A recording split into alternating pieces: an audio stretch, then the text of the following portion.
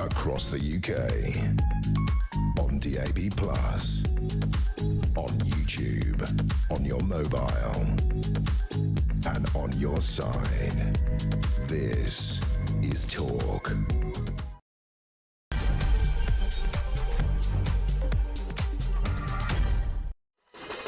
Hey, very good morning to you. What is it, Tuesday the 16th of December? This, of course, the home of Alarm Clock Britain. All those people who get up and do their graft and pay their tax, who are increasingly hacked off with what seems to be happening in the United Kingdom and across the world. This is what we're here for. It's where the nation comes to talk. And as ever, for breakfast, we want your involvement, your reaction to the day's news. Get your calls in, get your texts in.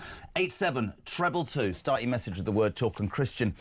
Primed and ready to go for your voice notes. 0344 499 1000. There's so much in the news. It's sort of bitsy today. Obviously more on that horror, the terror attack in Australia.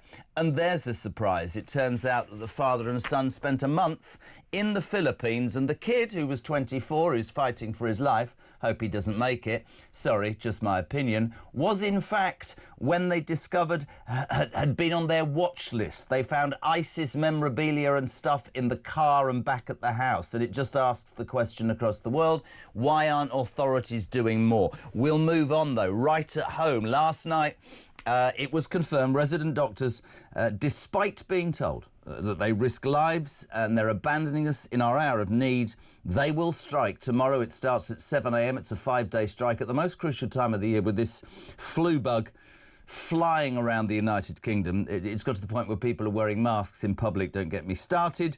They want another 26%. Sorry to go on about this, but this is just ridiculous. They got 28.9% in the last 2 years. The Labour Party, of course, Wes Streeting, came to power and said, I'm going to sort it out, gave his union mates a rise, and lo and bloody behold, yes, indeed, about a year later, they want more. Streeting says, and I quote, this is a disgrace. Well, why did you cave then, Mr. Streeting? Come and explain yourself. We want to hear your side. 0344 499 1000. How does Alarm Clock Britain feel like? Heading to Christmas, now, dark, wet, weather's crap, right? Haven't done your Christmas shopping, talk about me here, and they want another 28%. Are they taking it out of us or what? I think they are. I think it's greed. What do you make of it? Greed? Greedy doctors. You might have heard overnight President Donald Trump has filed a $10 billion lawsuit against the BBC. He says they put terrible words in my mouth. It's not a good impression. Terrible words in my mouth in regard to the January riots. Listen, I'd love to know. There are people who dislike Trump. There are people who admire him enormously. Do you agree that he should sue the BBC? Bearing in mind, if they do lose, it'll come from your licence fee. But then I suspect most of us would think that the money that the BBC charges is an absolute disgrace anyway. So, do you agree? Should he sue the BBC? Is the BBC dead and buried? 0344 499 1000. Text to 87222. I don't know if you saw the news as well about the new head of our security services. Said Britain, along with the head of the armed forces, said Britain must be ready to fight. Here's a question for you. Would you right now, love to hear from vets, would you fight for your country? Would you? Would you put yourself on the line for a country that, in my humble opinion, isn't doing that much for its own people? We'll talk more about those 2 Afghan rapists as well who were jailed last week. I'll give you a bit of an exclusive about Warwickshire Police, who described them as 2 young men from Leamington Spa and her as a woman. She was a schoolgirl and they were illegal migrants. That just about sums up the police's approach. And to be fair, there's so much in the news today. I'm going to show you a video yesterday which I think sums up the United Kingdom government. After the horror of what happened in Bondi, a few people, which sums up the problems we've got, took to standing outside Westminster yesterday. The Jewish community rightly concerned about what the government is doing. And again, Starmer, in his wisdom, didn't send a senior-ranking official out. I don't know her name. Oh, I do. Ashley Dalton. He sent Ashley Dalton out to this Hanukkah event, bearing in mind how the Jewish community was feeling. To say she got heckled would be an understatement, but this is the woman, and I quote, who believes it's okay for us to identify as a llama. Have a watch, have a listen. The government does not and will not tolerate anti-Semitism. We stand with Jewish people today.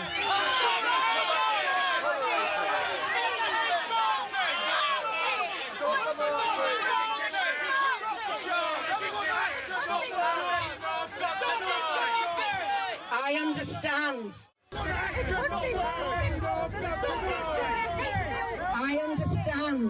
I understand that there is frustration, that there is anger, and there is fear. I appreciate that. It might well be, Ashley Dalton, would love to hear from you on this, that the people who were shouting and screaming at you don't respect your government for recognising a Palestinian state, doing absolutely sod all about hate marches on our streets, and yet arresting people for hurty words. You can look at that and you can understand people's anger. But if you were Starmer, wouldn't you? A woman who thinks we can identify as llamas. What a great moment to bring my own llama in. This morning, we're delighted to be joined by a rising star in the Tory party, isn't it? I've never been called a llama before, but, you know. Do you know Ashley Dalton? Matt Vickers, by the way, ladies and gentlemen, Kemi Badenoch's favourite. Not particularly, actually, but, I mean, of all the people to send, llama lover isn't quite the one, I don't think. Not great. Can we just start with the response to that shocking news yesterday? Stuff overnight from Australia that, in fact, he was on the watch list by the Australian police. Arguments about guns and whatever. Again, and I use this a lot, it feels like, not that we're at a seminal moment, but that there is a major problem across the world with anti-Semitism. And as long as I sit here, I don't care who it upsets. I have many Jewish friends. I think it is an utter disgrace. I said it yesterday. I believe fervently that any racism is abhorrent. But why, Matt Vickers, does the hatred of Jews not get put on the same pedestal, quite wrongly, in my opinion, as other forms of racism? I think it's disgusting. Well, we're in 2025, and you see some of the thing we saw during those marches in London was completely unacceptable. You then see in broad daylight people being murdered. I mean, have you seen the image of that child, that little girl who's being killed? It's absolutely appalling. And then you look at the guy who survived the Holocaust, and then is murdered in broad daylight in 2025. What does that say about the world? And what does it say about... based on the religion is absolutely abhorrent. Absolutely right. And what does it say about this country, by the way? You saw and heard just then angry Hanukkah Jews yesterday, quite rightly, taking aim at that minister. This again is one of... I said to somebody this morning, they said, oh, that's a bit harsh. No, it isn't. This is why my country at the moment embarrasses me.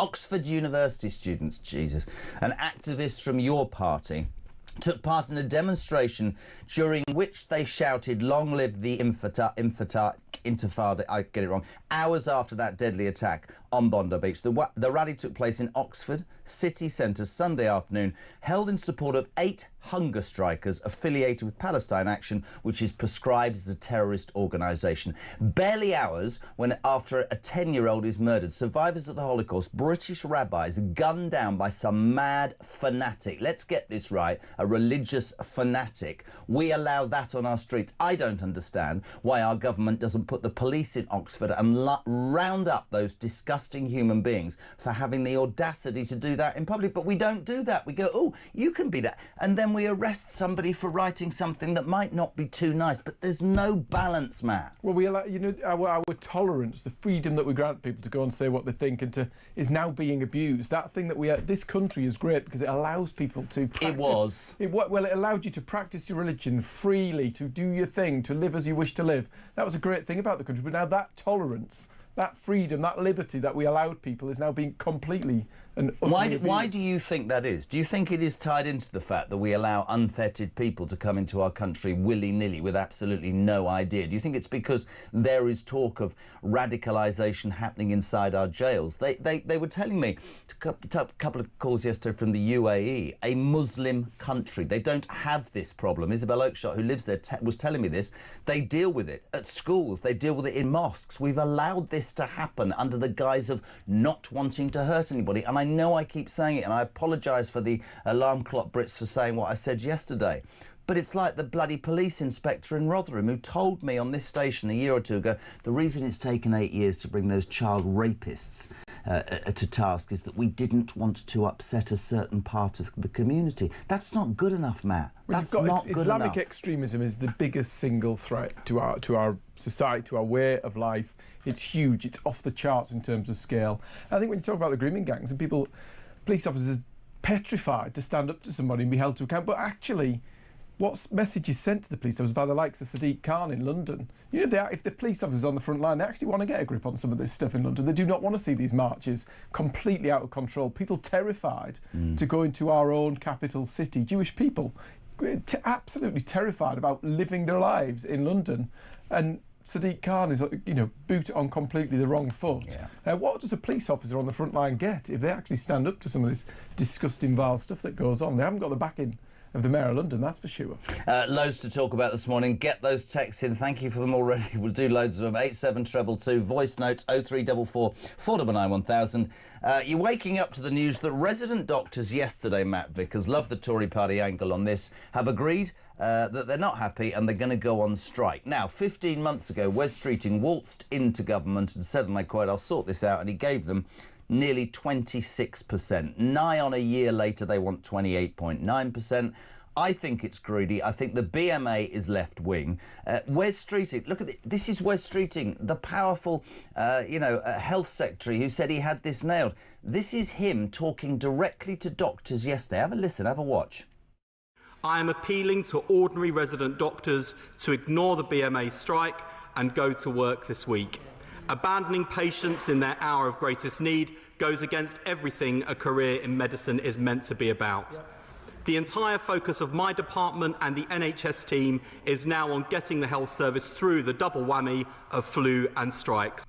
Now, forgive me, I'm a lot older than you, but the last Labour government gave all their union mates the pay rises that they wanted, and if they didn't then get the 30% they were demanding, they would go on strike. This is exactly what happened 45 years ago. Why did he bloody well give them 26% in the first place? If you start throwing around money like that, people are just going to come for more. That's kind of the way it is. He promised us this will be an end to the strikes. Of course it's not happening, but the reality is the people who are listening this morning, they're the guys paying for this. That's the reason you're paying more in tax. That's the reason we can't fund enough police officers to tackle some of the issues on our streets, because it's all being peed up against the wall on ridiculous pay rises for these doctors. The people listening this morning, when did they last have a 26% pay rise? When do they have a 5% pay rise, which is what nurses got? I don't understand the discrepancy. And they say to me things like, oh, look, they trained for 10 years. Do you know what I'd do? Tell Kemi this. This is what I would do.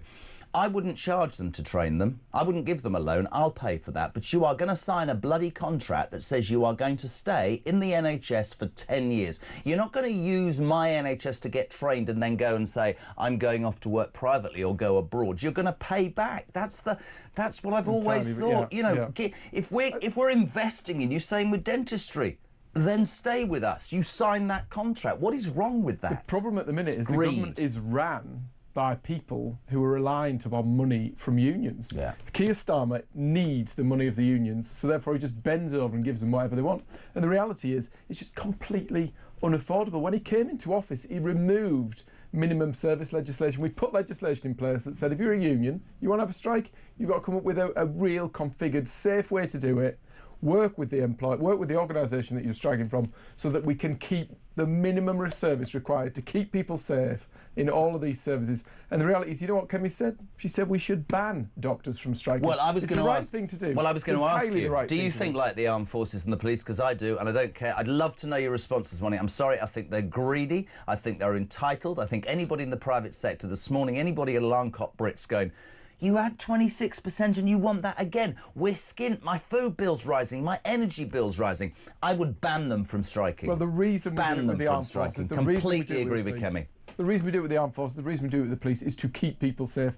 These strikes will cost people's lives. This is the worst possible time to do it. We've got all sorts of things running rampant. It's the middle of winter. It's always the biggest pressure point on the NHS. And these guys are literally opportunists, cashing it in. The people who go into public service and the health service, when you speak to some of these nurses and the work that they put in, actually they graft. This is opportunism by a feral union. This union has got history for this. When you see what they did when we were setting up the NHS, they opposed it, the BMA. They've been out there and caused utter chaos. Time and time again, they're doing it again. They're taking an opportunity that's going to cost people's lives. They should be banned. Loads and loads of response already this morning. The news, obviously, BMA, the doctors are going on strike from tomorrow. That's going to cost lives. Do you agree with me? Is it greed? Donald Trump has overnight filed a $10 billion lawsuit against the BBC. Do you agree? I mean, should he do that? It'll be us that ends up paying for it. And also more about what happened, as we said, the terror in Bondi. Couple of things overnight. Apparently the terrorist was on the government's watch list. Well done, Albanese. And in our country, shame again. Yeah, shame again. Your party activists, that bunch of nutters, and Oxford University students, barely hours after people lost their lives. A young 10-year-old girl murdered in broad daylight. Survivors, as Matt said, of the Holocaust. On our streets in Oxford, long live Intifada, right? Why would you not round those people up, right? That's a hate crime. I don't understand the two-sided nature of what goes on. And also a call from the head of the armed forces. Britain must be ready to strike. Morning, Neil. On the comments from the head of the armed forces, I'll be damned if I would send my grandkids to fight for a country that has totally betrayed its indigenous people. We have more illegals now than we have forces. That's true, isn't it? And you're in a slightly difficult position because the Tory party completely ruined the armed forces. Well, we had a commitment before this government came to office that by the end of the Parliament there was a plan to put 3% of national spending into defence. That is the way. And what's happened now? It's in years and years and years we'll get to 5%. I like you, but this is we need to put that money forward. This is my bugbear, right? Sunak said that only in the election. You know, and I know it was too late. And I don't blame you. I go all the way back to Cameron. It has been easy for years to cut the armed forces, believing the world was a safe place. Suddenly, it bloody well isn't. It's a very, very scary world. It's more scary than it's ever been. And actually, we need to be putting the money there. But then when you look at what happened to veterans, look at what's happening now with this Northern Ireland Legacy Bill. Oh, God, what is the government saying to people who serve in our armed forces? People you can be homeless and we'll sue you.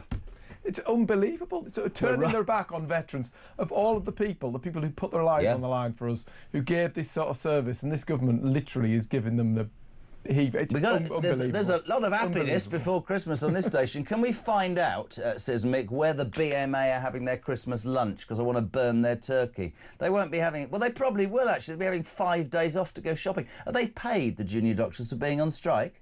Do you know what? I don't know the detail of what they do and don't get when they're on strike, but I'm sure they do walk out of it. Do you know what I'd love to hear from this morning? Be anonymous.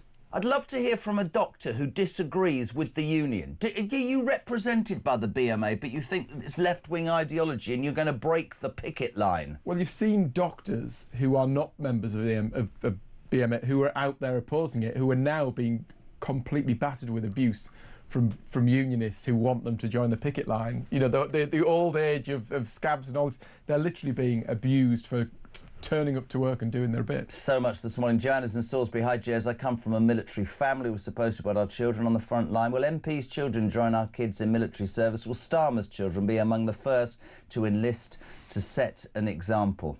I'm not sure how many kids he's got. Morning to Carl, little side look there. Morning, Jez. Isn't it about time the government put doctors in the same class as the police and make it against the law for them to strike? Hear from me and Matty. Morning, Jez. Ashley Dalton, this is the MP that Starmer sent out to deal with the anger amongst the Jewish community yesterday, says she understands and appreciates. Yeah, right, sure she does. This is a woman who believes you can identify as a llama. My point exactly. This is for Matt. Good morning, Jeremy. And Matt says, Louise, there should be one final offer to the doctors. All training fees to be reimbursed tax-free after 10 years in the NHS. A 5% increase in pay. In return, the right to strike for anybody in the NHS is removed. And any doctor who joins this strike will have their medical licence revoked. Louise from Ipswich. Well, see, that's interesting. Very, very valid point. But actually, when we talk about the NHS striking, the nurses are now striking every week, despite getting significantly less cash, despite working... I think I'm going to say the wrong thing. I think I'd strike if I was a bloody nurse, if I saw resident doctors getting 26%, and therein lies the Labour ideology. If you don't have a blanket approach, they'll all come, won't they? And we can't afford it. I'm sorry, it's only Tuesday morning. Morning, Graham. Morning, Jezza. Morning, Matt. I'm glad to hear that Trump is suing the BBC for $10 billion, and I hope he gets it as well. The BBC are disgusting, so-called media outlet. I don't care that it comes out of licence payers' money, because I stopped paying earlier this year when it turned out that the BBC had edited Trump's video on the eve of the election. That to me was the straw that broke the camel's back. I have stopped paying, so I hope he sues them. We're obviously not condoning that, but Graham's thoughts on the BBC. Let's just see what the man himself said last night. I'm suing the BBC, play. In a little while, you'll be seeing I'm suing the BBC for putting words in my mouth. Literally, they put words in my mouth. They had me saying things that I never said coming out. I guess they used AI or something.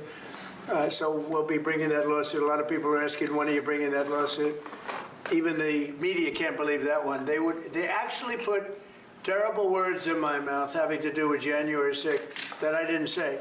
And the beautiful words that I said, right? The beautiful words, talking about patriotism and all of the good things that I said, they didn't say that, but they put terrible words.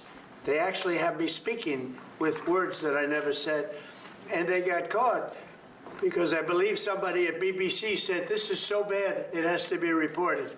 That's called fake news. So we'll be filing that suit probably this afternoon or tomorrow morning. I always think if you said to Donald Trump, could you stand up and talk about a postage stamp? He could actually do it for 15 minutes. Is he right to sue the BBC? Do you know what? There's a time, I think, when people would have... If the president of the US was suing the BBC, there was a time when we would have all been really, sympathetic for the BBC. At this point in time, when you see what the BBC has done, a torrent of bias, of failure, You've got his words being manipulated. You've got this Bob Villain guy, basically the BBC broadcasting anti-Semitism. We caught it 10 minutes in, allowing this thing to go out. Deaf to the IDF, and that piece of rubbish is still walking free, and nothing's been done to that. Pure anti-Semitism. Well, we're very angry, Matt Vickers and I, this morning. We're angry with doctors who have already had 26% and want another 29%. Are they not greedy people who are too entitled and should now be banned from striking? Because Matt's right, it'll cost lives over Christmas. Do you agree with Trump? He's going to sue the BBC. Even if it came out of your pocket, it would absolutely bring the BBC to their knees. And like me, tell me what you think. UK activists, Oxford University students, going back home to mummy and daddy for Christmas. Activists of that ridiculous Your Party. Yesterday, or rather Sunday, despite the deaths of 15 people, a demonstration in Oxford saying, Intifada, let's do it. Absolutely disgraceful. Round those buggers up and put them in prison. 6:25.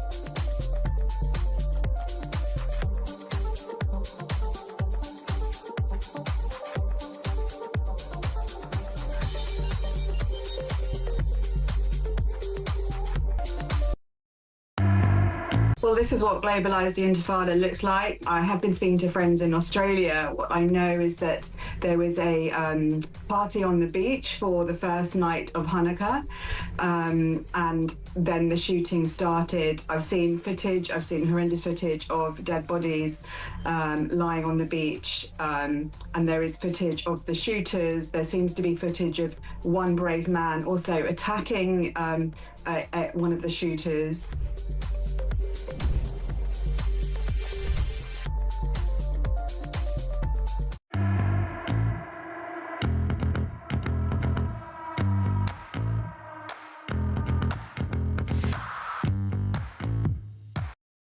across the UK, on DAB+, on YouTube, on your mobile, and on your side.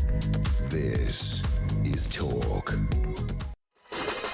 A very good morning to you, 6:27.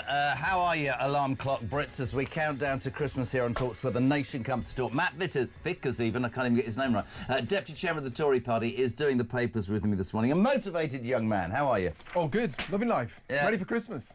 You're not, are you? I've done nothing. I think I'm in the bad books. I literally haven't managed to do anything. Apparently, it's the last chance for second-class post tomorrow. Is Christmas, it? Yeah, second-class post. That's where another unionised organisation has gone, to the point you need to send your post tomorrow in order for it to get there in time. As Mark just said, though, it's actually the last day for post, second-class post, for Easter tomorrow. It's actually because it's that crap, right? It'll take that long to get there. This is a story. I went to the post office the other day. You know when they famously asked David Cameron how much a pint of milk was and he didn't know? Do you know how much a first-class stamp is? I think a second is about 70-something pence now, isn't it? Isn't it 72 pence for a second? It's like 180, I think, for a first-class stamp. Is that right? Christian does this thing where he won't respond now because he doesn't know. All the grandmas can get iPads now instead of sending the Christmas cards. That's kind of one way to move them onto technology. Well, my grandma's dead. My grandma's dead as well. Well, my mother's dead. But if the amount of Christmas cards she sent out, she could actually probably buy Do you know what my grandma in used one to go. do? She was as tight as anything. Honestly, she'd Tipp-X out a Christmas card and send it the following year. Tight as anything. I'm having one of those coughing moments. The banana. There we go. Can I just say, if you are waking up, astonishing stories. The strikers, the doctors are going on strike. They want 29%. I think it's greed. I think they should be banned. I'd love to know what you think. Donald Trump's going to sue the BBC. Trying to breathe here, Mark. It's all going wrong. He's going to sue the BBC for 10 billion quid. Do you agree with that? It's going to be your money. Would you round up those people who were anti-Jewish, who were on the streets on Sunday? I would. Morning, Eric. Good morning, Jezza. Eric from Leeds. There is no way made I would lay my life down for this country. The very flag that I swore my oath of allegiance to, the Union Jack and the St George's flag, class me now as a racist. If I put anything on social media with my worries about people coming over in these small boats, I'm a racist. So there's no chance, mate, no chance whatsoever would I let my son or myself lay my life down for a government that don't even respect me or its own citizens. It's frightening that, Matt. This is on the back of the Air Chief Marshal Sir Richard Knighton saying Russia could launch a significant direct attack and British citizens need to be ready to fight. What's your response to that? Well, I mean, the world is a scary place than it's ever been. We are in a more dangerous world than we have been in for a long, long time. I mean, 65 years this month, isn't it, since the last call-up? Yep. The reality is we probably at some point may get to that point, but it's a very different world now in terms of what conflict looks like. But actually, when you talk about pride in a country, about everybody, the reason people went to war back in the day was because they had real pride in the country. They knew they were protecting their own community, people who worked alongside them, who shared their values. That isn't necessarily the feeling everybody has about the people they're fighting for. I'm very patriotic, but I have a real perhaps different view. The wonderful dame is just bringing me some water. Thank you, my friend. It's live, so they have to sit there. Well, you've got the madness of flagging it. The fact we end up with a public debate about whether you can put your own flag up on a lamppost, the fact that has caused... I've literally had emails from people kicking off these racist flags. It's our bloody flag. You've had emails saying it's racist. Kicking off about people putting flags up on lampposts, telling me these racist flags are very intimidating. It's our national flag. The fact we're having that debate. Can you imagine if you went back to 1945 and said, oh, these flags are a bit racist? There's no wonder we'll have a real debate. Let's look at both sides of that coin, right? On the one hand, you've got, why would you sign up to something that seems to treat its indigenous population so badly? If you're a veteran and you come out, you'll probably be on the streets, and certainly any help you're going to get, that money's been swallowed up because we look after migrants who come to this country illegally. But what about the other side of the argument, from your viewpoint, where people say, you know, we should perhaps stop sticking our nose into foreign business and concentrate on getting things right in this country? What do you say to that? Do you know what? There's a balance, isn't there? There is a balance. But the reality is, we need our armed forces. Those incredible people who will not be home this Christmas, who are out there on the front line. Actually, without them, we're nothing. We need them. We need to find a reason for people to want to serve in our armed I feel forces. like I'm on a roller coaster of news this morning. Doctors' strikes, Trump suing the BBC. Are you ready to fight for Britain? The terror attacks, more of that. Morning, Carl. Hi, Jeremy. Carl Inberry. Regarding Donald Trump getting you beauty. I'll tell you what, I'm one of the mugs that pays my TV licence, only because, to be fair, I'm a decent person. I've always paid everything all my life, and I just don't want people banging at my door, marring me to death. I work from home for start off. But just, to be honest with you, if he ends up suing them and winning billions, and my TV licence money goes to Donald Trump, then as far as I'm concerned, it's going to a damn sight better cause than it is at the moment. So for me, I hope he wins, and I hope he gets every penny that I think he deserves. Cheers, Jeremy. Morning to Sean, who agrees entirely with Carl. He says Trump's absolutely right to sue the BBC with their woke, politicised agenda. They had it coming for a long time. I hope he wins and it closes the buggers down. Morning to Tony Gannon. Jez, Matty, tens of thousands of ex-military personnel are ready to fight against this government. I'm one of them. No chance I would fight for them. That's really interesting as well. That tells you everything. Dave's in, I hope I get this right, Colne, C-O-L-N-E. I'm going to say Wiltshire. I could be wrong. Let me know, Davey. Morning, Jez. Regarding the striking doctors, they are a disgrace, but looking at some on the picket line, it doesn't surprise me. Yeah, morning, Jez. Andrew Ear. Is it Andrew Warrington or Andrew in Warrington? I've no idea. It's just me. As a TV licence payer, I think that if Trump is successful in his action against the BBC, it will be the best use of money that the BBC has done in the last 30 years. Brilliant. Nick's in Loughborough. What's Loughborough famous for, Matt Vickers? I don't know. The sports college. Go to Loughborough University and get a degree. And did you not know that? It's in your constituency, isn't it? Loughborough? Your geography's worse than mine. What's your constituency? Stockton West in Teesside. I I love a good Bury accent, though. How sad is he? Love that Are you a accent. Middlesbrough fan? Stockton Town, but, you know, Middlesbrough. He's so politically correct. Stockton Town. Can you ask Matt Vickers why both his government and now the Labour government failed to ban the Muslim Brotherhood, an organisation prescribed as terrorism throughout the world, even in Muslim countries? Nick in Loughborough, great question, Matt Vickers. I think a very valid point. I mean, when you see actually what's gone on with the activists, you know, the ones who took down the plane, the Palestinian protest group, they were prescribed as terrorists. So why didn't you ban the Muslim Brotherhood? I think it's a very valid point. I think it's a very valid point. I wasn't a minister, couldn't have made such a decision, but I think all of these things now have to be clamped down on. Would Kemi agree with that you should ban the Muslim Brotherhood now? A prescribed terrorist organisation that has indeed, been banned in several countries, including Muslim ones. I'll ask her opinion. I'll come back to you. Well, she's following me on social media. Maybe she'll let me know. Yes. It's fine, don't worry.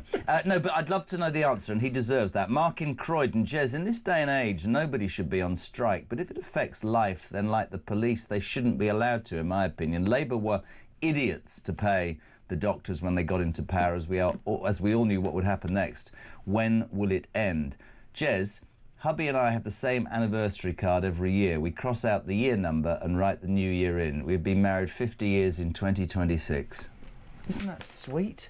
I don't know what the person's name is. 50 years. I said to my dad once, God, he's dead as well.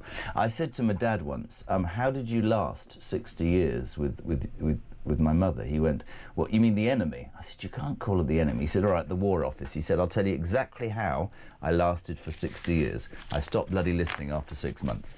That's what he said.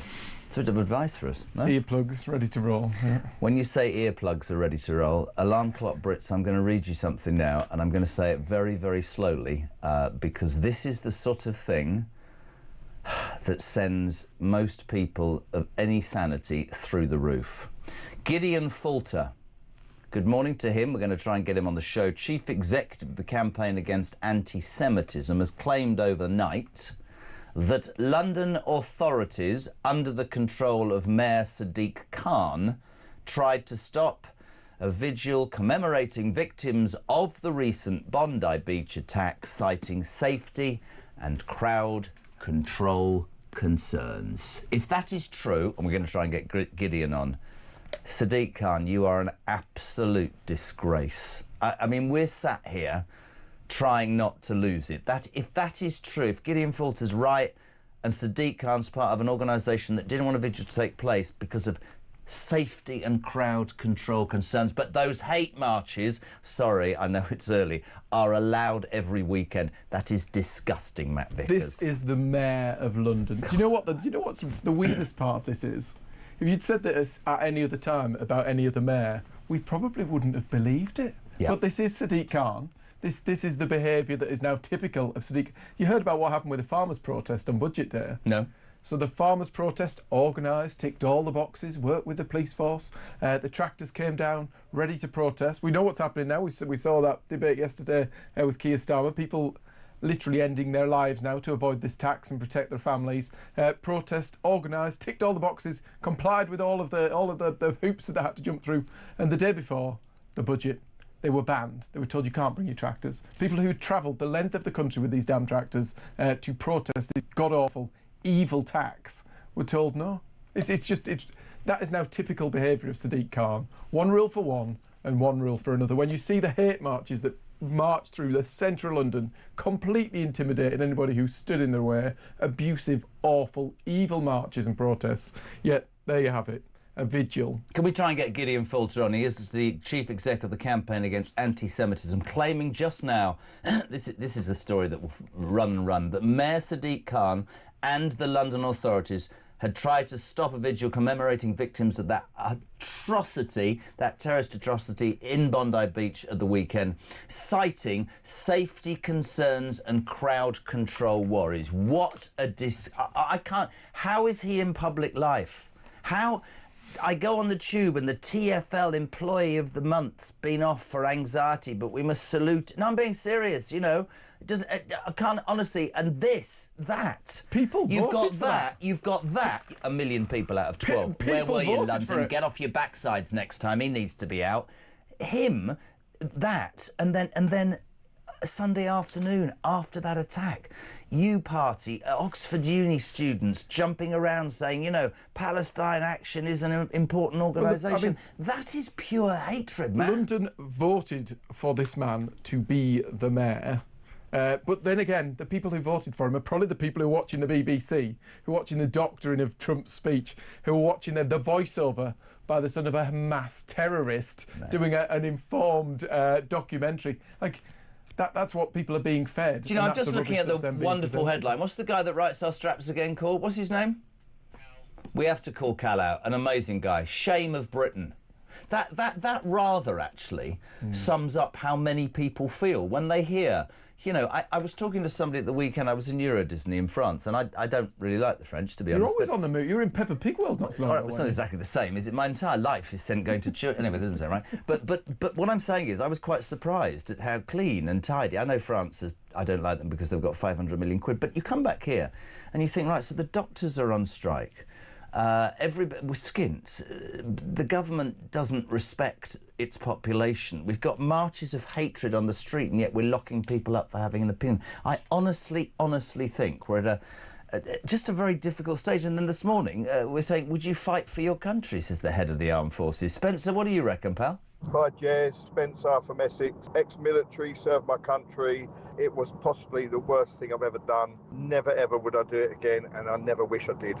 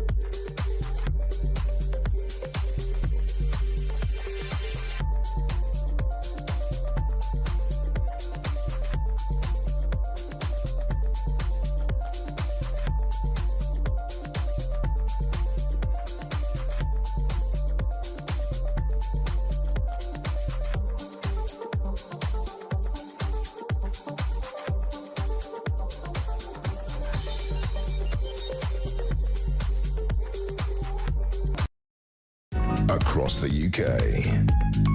On DAB+, on YouTube, on your mobile, and on your side. This is Talk. Welcome back, my friends. A very good morning to you. This is Talk, where the nation comes to talk. You're waking up to...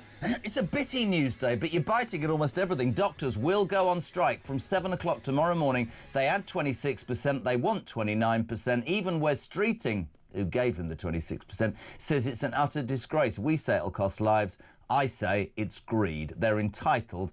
I don't think they should... I think we should go further. I think we should ban junior doctors from being able to strike. Let us know your thoughts on that. Trump to sue the BBC overnight. We discover he's going to sue the BBC for 10 billion. I thought people will go, this is outrageous, my licence fee. Almost every single person is texting and calling and going, I hope he does it. I hope he wins, and I hope the BBC is finished forever. We've got the head of the armed forces overnight saying Britons must be ready to fight. Yeah.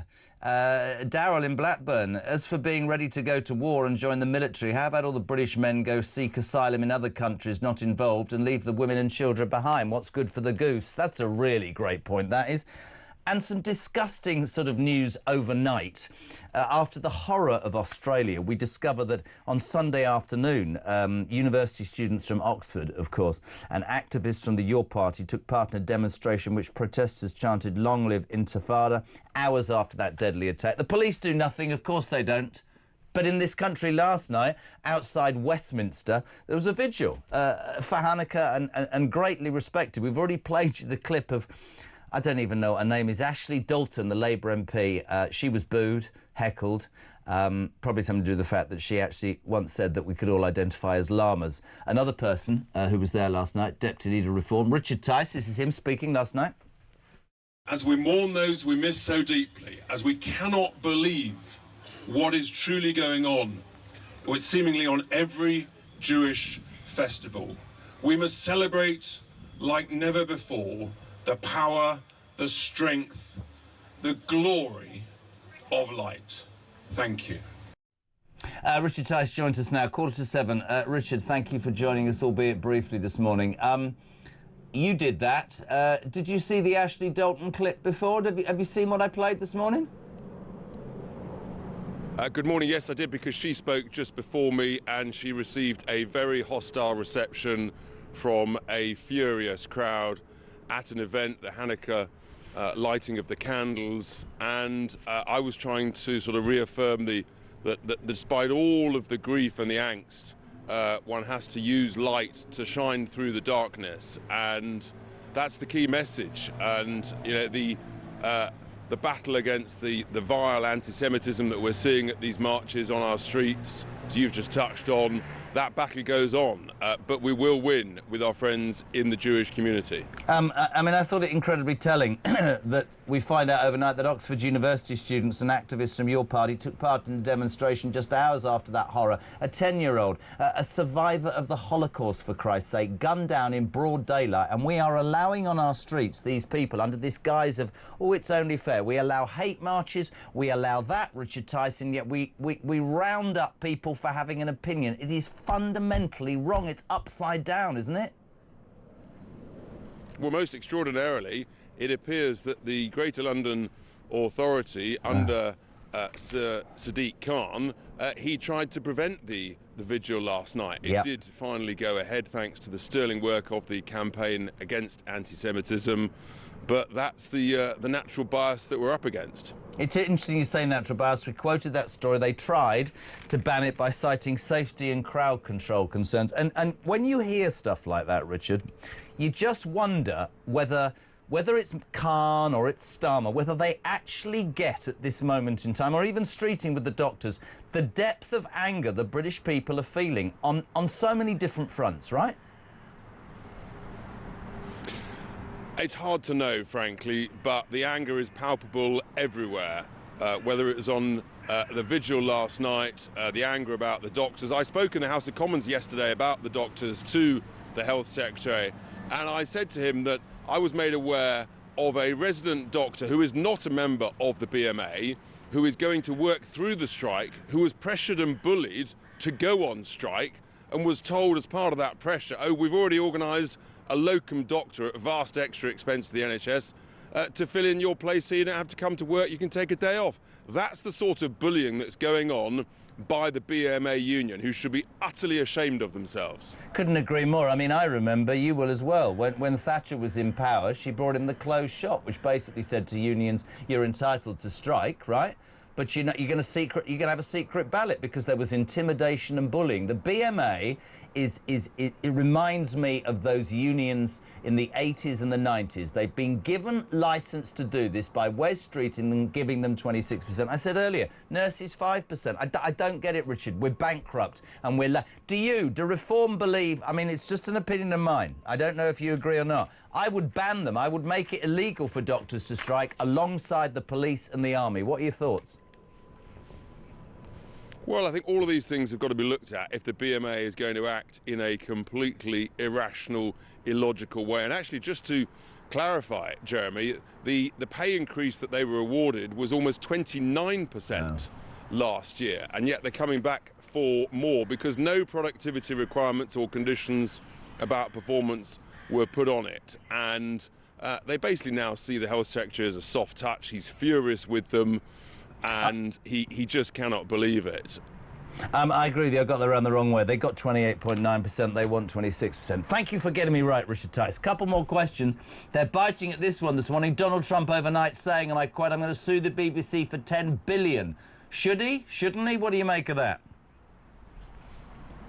Well, what is clear is that the BBC have got themselves in a terrible, terrible pickle over this.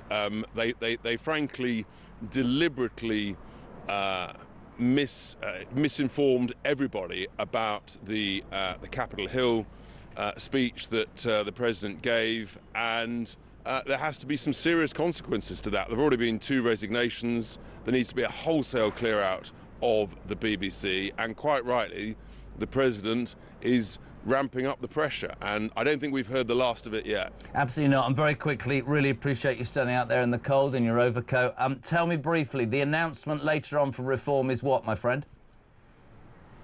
Yeah, I've got a press conference at 11 o'clock talking about the broken special educational needs system, which is bankrupting councils, which requires major reform. We're digging into that. I'm launching a new special working group on this. We can make massive, massive improvements to get better outcomes for the most deserving children with special needs. That's going to be led by Dame Andrea Jenkins, and that's going to be a really important part of what we do as we prepare for government, as we build up our policies through 2026. Good man, thank you. I really appreciate you joining us early this morning. That announcement for Reform will be covered on Talk later. Richard Tice, live somewhere in Westminster, looking very glamorous this morning in his coat. Thank you very much indeed. 10 to 7. Matt Vickers, you listened intently to that. You raised your eyebrows when I asked them the position that they felt about doctors being banned. Would the Tories ban? I like Ticey. I like Ticey. There you had it. Wishy-washy on banning doctors' strikes. The Conservatives would ban these doctors from striking for another 26%. Proper policy from Kemi.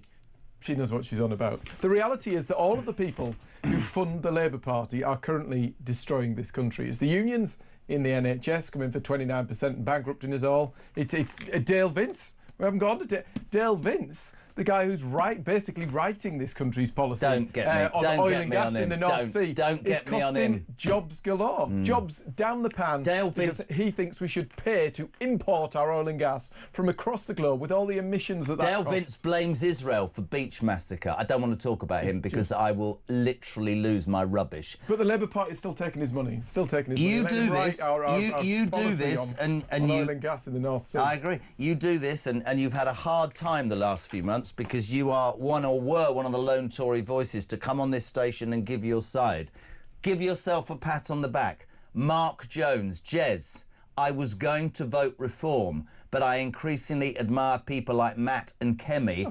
I'm going to vote Tory, says Mark in Wednesbury. Thank you, Mark. Common sense. We're on the side of the grafters. Yeah, that's one. If you're out of bed at this time of the morning, you should be voting Conservative because we're on the side of the people who actually do the work and pay the bills. That's one vote, 17 million to go, back in 3.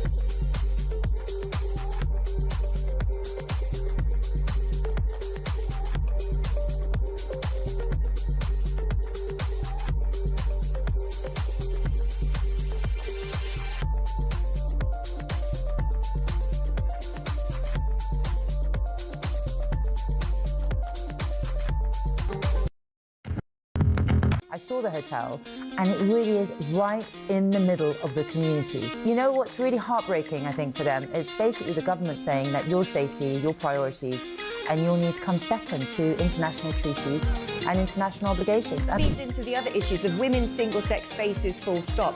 And it's driving me crazy that as a country we're not having the border debate, which is at the crux of all of this. You can see from Kamala Harris's failed campaign that even if you do have every single person in Hollywood behind you and you're paying them $5 million to do one speech for your campaign, it still won't work.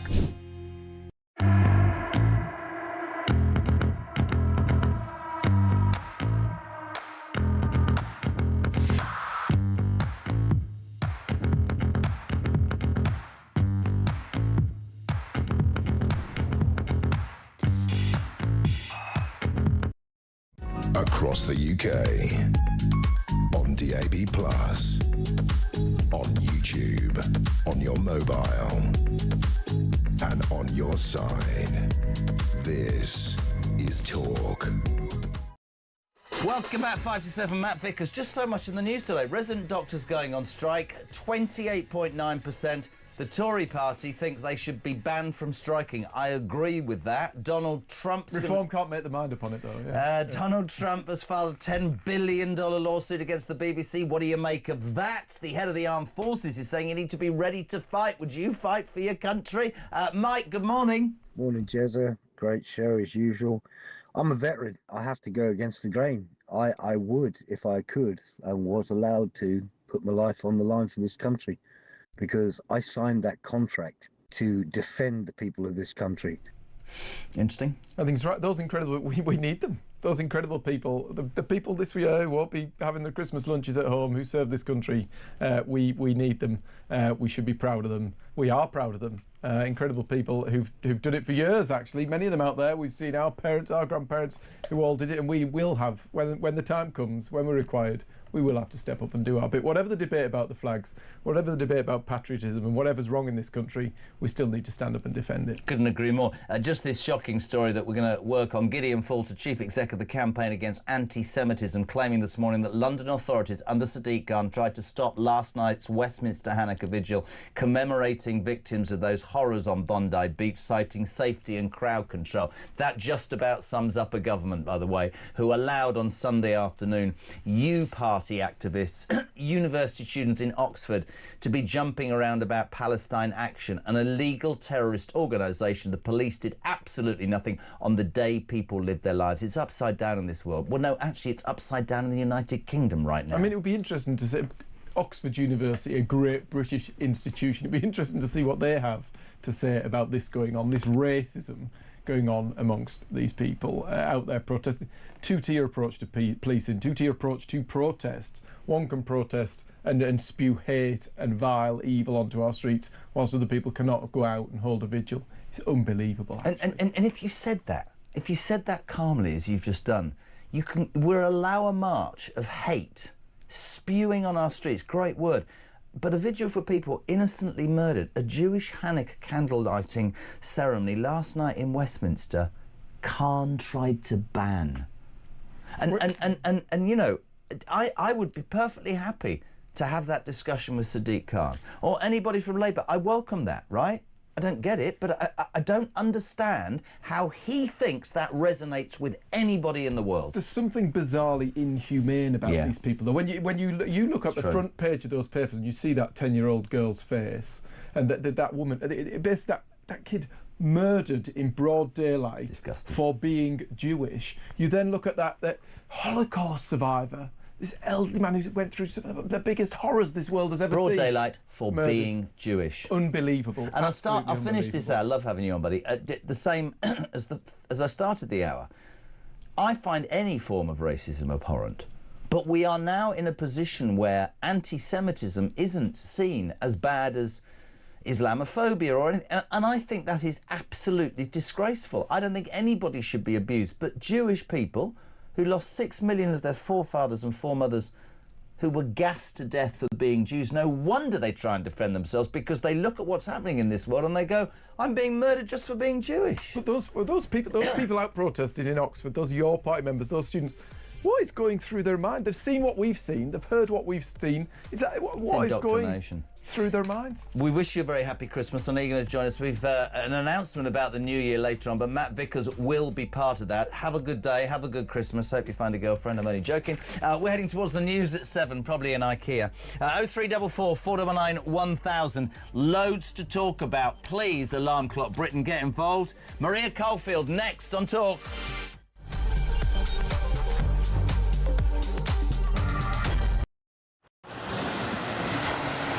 Libya has become a major transit route for refugees and migrants from sub-Saharan Africa, and many of them come through Libya dreaming of getting to the UK, particularly from Sudan, where there has been a civil war waging for the last 2 years. And those asylum seekers or economic migrants who make it from Sudan to the UK have a 99% chance of being given leave to remain. So I spent several hours talking to immigration chiefs here in Benghazi on the east side of Libya. The Libyan National Army has a very good grip on the immigration problem, albeit fighting against a huge crisis with limited resources. There is a very, very clear process of giving people proper health checks, the life-saving care that they need, and then working out where it is exactly that they've come from. Their message to the UK is that you are fueling this problem. You are effectively advertising a great new life for people from sub-Saharan Africa. They actually said, you know, what do you think happens when a guy from Sudan comes up through Libya and makes his way all the way to the UK and gets put in a luxurious hotel and provided with everything? And make no mistake, it is a perilous journey. We see it from the end point. We see the channel crossing as the dangerous bit. But actually where these journeys begin is in the hot desert. Many, many tens of kilometres have to be covered on foot by these migrants. And as many as 1 in 4 do not make it. That means bodies in the desert. The Libyan authorities are having to recover bodies in the desert. About the UK and how much awareness. Please understand the scale of what we are dealing with here with very, very limited resources. Once again, you know, people come in from charities, from NGOs, they use warm words, and the authorities here told me the only thing that we ever get is maybe a few toothbrushes and some nappies for the babies.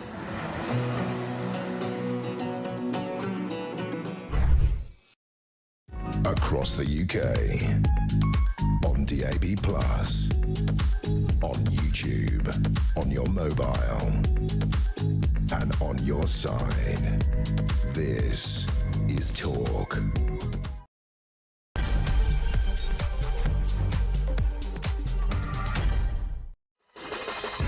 A very good morning to you. Welcome. It's Tuesday, the 16th of December, as we count down to Christmas here on Talks, where the nation comes to have its say. It's where Alarm Clocks Brit feel able to just be involved in the day's news. It's sort of busy, but there's so much you're getting to. Resident doctors confirming last night they will go on strike from tomorrow morning. 7 o'clock. They got 26% 15 months ago.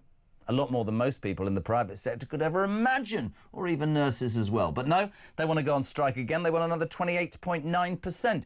Is this just greed? Is this just a left-wing union with an ideology? That's what I think the BMA is. I'd go farther than any of them, and I would ban doctors from striking like we ban the armed forces and police. Thoughts on that? It's pure greed, isn't it, this time of year? We're skint. Another 26%. Well, who the hell do they think they are? People will die because of their actions in the next 5 days. People will die. No conscience then. Just going to sit on strike. Yeah, love your thoughts on that this morning, people. Donald Trump confirming overnight he's going to sue the BBC for $10 billion. I thought people would be like, oh my God, this is an outrage. It's our licence fee. Everybody's saying, no, no. Do you know what? My licence fee's been used for the most ludicrous reasons for however long. I welcome it. So the Donald suing the BBC. The other main news story today is the head of the Armed Forces, Air Chief Marshal Sir Richard Knighton, has said that we need to be prepared to fight for our country. Question this morning on Talk is, would you fight for your country? Carl, hello? Hi Jeremy, Carl in Bury. I'm patriotic, I love my country. And if it come down to it, yeah, I probably would end up having to fight, because I wouldn't be fighting for Keir Starmer. I'd be fighting to save my family, my children, my community. And that's what I do, because I'm an average, white, working class British man. I'm the person that Gary Neville hates. I'm the person that's called racist. I'm the person that's called fascist, a Nazi. I would go out of my way to save my family and fight for my community. The people that wouldn't are the people, the left-wingers, the people that are in the streets every week with the Palestinian flags and the blue ringed stare. Would they fight? No. The people that would fight would be the people that are putting the flags up in the street. The people are getting lambasted by the media. We're the ones that would end up fighting. So nobody should ever talk to me and criticise me and name call me, because I'm the person, like everybody else who loves the country, who probably would end up fighting. Cheers, pal. Thank you, Carl. Your thoughts are always welcome. Voice notes 0344 499 1000. Text to 87222. Before our next guest, I just want to tell you another piece of news that we received in the last hour. After those horrors at the weekend in Bondi Beach, literally hours afterwards, Oxford University students and activists from that ridiculous political party, Your Party, took part in a demonstration during which protesters chanted "Long live Intifada," hours after that attack, supporting Palestine Action, a proscribed terrorist organisation. The police did nothing. That's allowed on our streets. Then we find out, through Gideon Falter, chief exec of the campaign against anti-Semitism, that last night's vigil, you can see pictures on screen there, Richard Tice spoke, the government put out a person, I'm not even going to get into it right now. Khan and his cronies tried to stop that Westminster Hanukkah vigil last night, commemorating those people who were killed, a 10-year-old, right? Rabbis, survivors of the Holocaust. He tried to ban it, Khan, citing safety and crowd control concerns. What's happening to the United Kingdom, as the strap quite rightly says? Shame. Shame on this country. 0344 499 1000, text to 87222. Let's start this hour with Maria Caulfield, NHS nurse and former Conservative MP, now defected to Reform. Maria, a very good morning. Welcome to Talk Breakfast. Good morning. I want to talk to you about so many things. I want to start with one of the main news stories, obviously resident doctors confirming last night that they will go on strike. 7 o'clock tomorrow morning, Maria, for 5 days, at a time when flu is sweeping the country, when the elderly need care better than ever because they're not being able to heat their homes because of this government. They have been told in no uncertain terms that lives will be lost. Wes Streeting, who, you know, gave them 28.9% or, 15 months ago and said, I can sort this, what a ridiculous move that was, is now saying, well, I think you should break the strike. They want to know. They're greedy. Of course they are, Wes. That's what was going to happen because that's what the Labour Party do. I think it's greed. Several listeners agree, I'd ban them from striking like the police and the armed forces. Thoughts, Maria? Yeah, no, absolutely. And we warned Wes that this would happen. We, obviously faced, I was a minister at the time, and we faced strike action from the then junior doctors, nurses as well. And as a nurse, it's very difficult to say, we couldn't afford an inflation-busting pay rise for nurses. But this is exactly the reason why. One, because money is tight across the country. And if we pay junior doctors or resident doctors, that has to come from somewhere. But also, then we knew they'd be back for more. And Wes gave them that 28% pay rise without asking a single thing in return. And this was inevitable. And Wes really only has himself to blame. This time around, I thought, the resident doctors would maybe call off the strike action, because as well as discussions on pay, they did actually get some movement on the training issue. So we are seeing newly qualified doctors and nurses and midwives qualifying, being paid through taxpayers' money for training without getting jobs at the end of it. And to be fair to Wes, he did move on that, and the BMA still said no. So I'm at a loss at what the BMA actually do want, because they can see, they're intelligent people, they can see there is the money for another 28%, and they got some movement on their training issues. So I'm not quite sure what they really want. Would it be, maybe I'm trying to sound a bit out there, Maria. You're more balanced on this subject than I am, and I respect you for that. You say you don't know what they want. They would like to destroy anything in their path to get what we cannot afford to give them. This is the blueprint for what Labour did in '79. You're probably too young to remember that. I remember that every union wanted 30% or they went on strike. And I keep telling people they were green goddesses. There were military vehicles taking people to hospital. The rubbish problems we've got in Birmingham were across this nation, because presumably if you say to your union paymasters, if you back us and we get there, we'll give you 25%, then word gets round. I also think the BMA is a harp back, if you like, for want of a better phrase, to what unions were in the 70s, 80s and 90s. I think ideologically they are completely left-wing, and rather than tell doctors, as Wes Street in Digeste, don't support it, I want to hear from doctors if they're happy to be represented by an organisation that cannot possibly be told it cares about its patients anymore. And every time they put somebody up for an interview, Maria, they're about 11 years of age, and I'm being completely serious. Well, no, unfortunately, I am old enough to remember the strikes of the 70s, and you're right. I don't think that there is, an offer on the table that they would accept. But the timing of the strike action is very difficult too. You touched on, patients during a flu outbreak will struggle to get the care that they need. But there'll be many inpatients at the moment. This is the last week when we work in hospitals where you discharge patients for Christmas. Once you go into Christmas Eve, Christmas Day, you're on the on-call rota.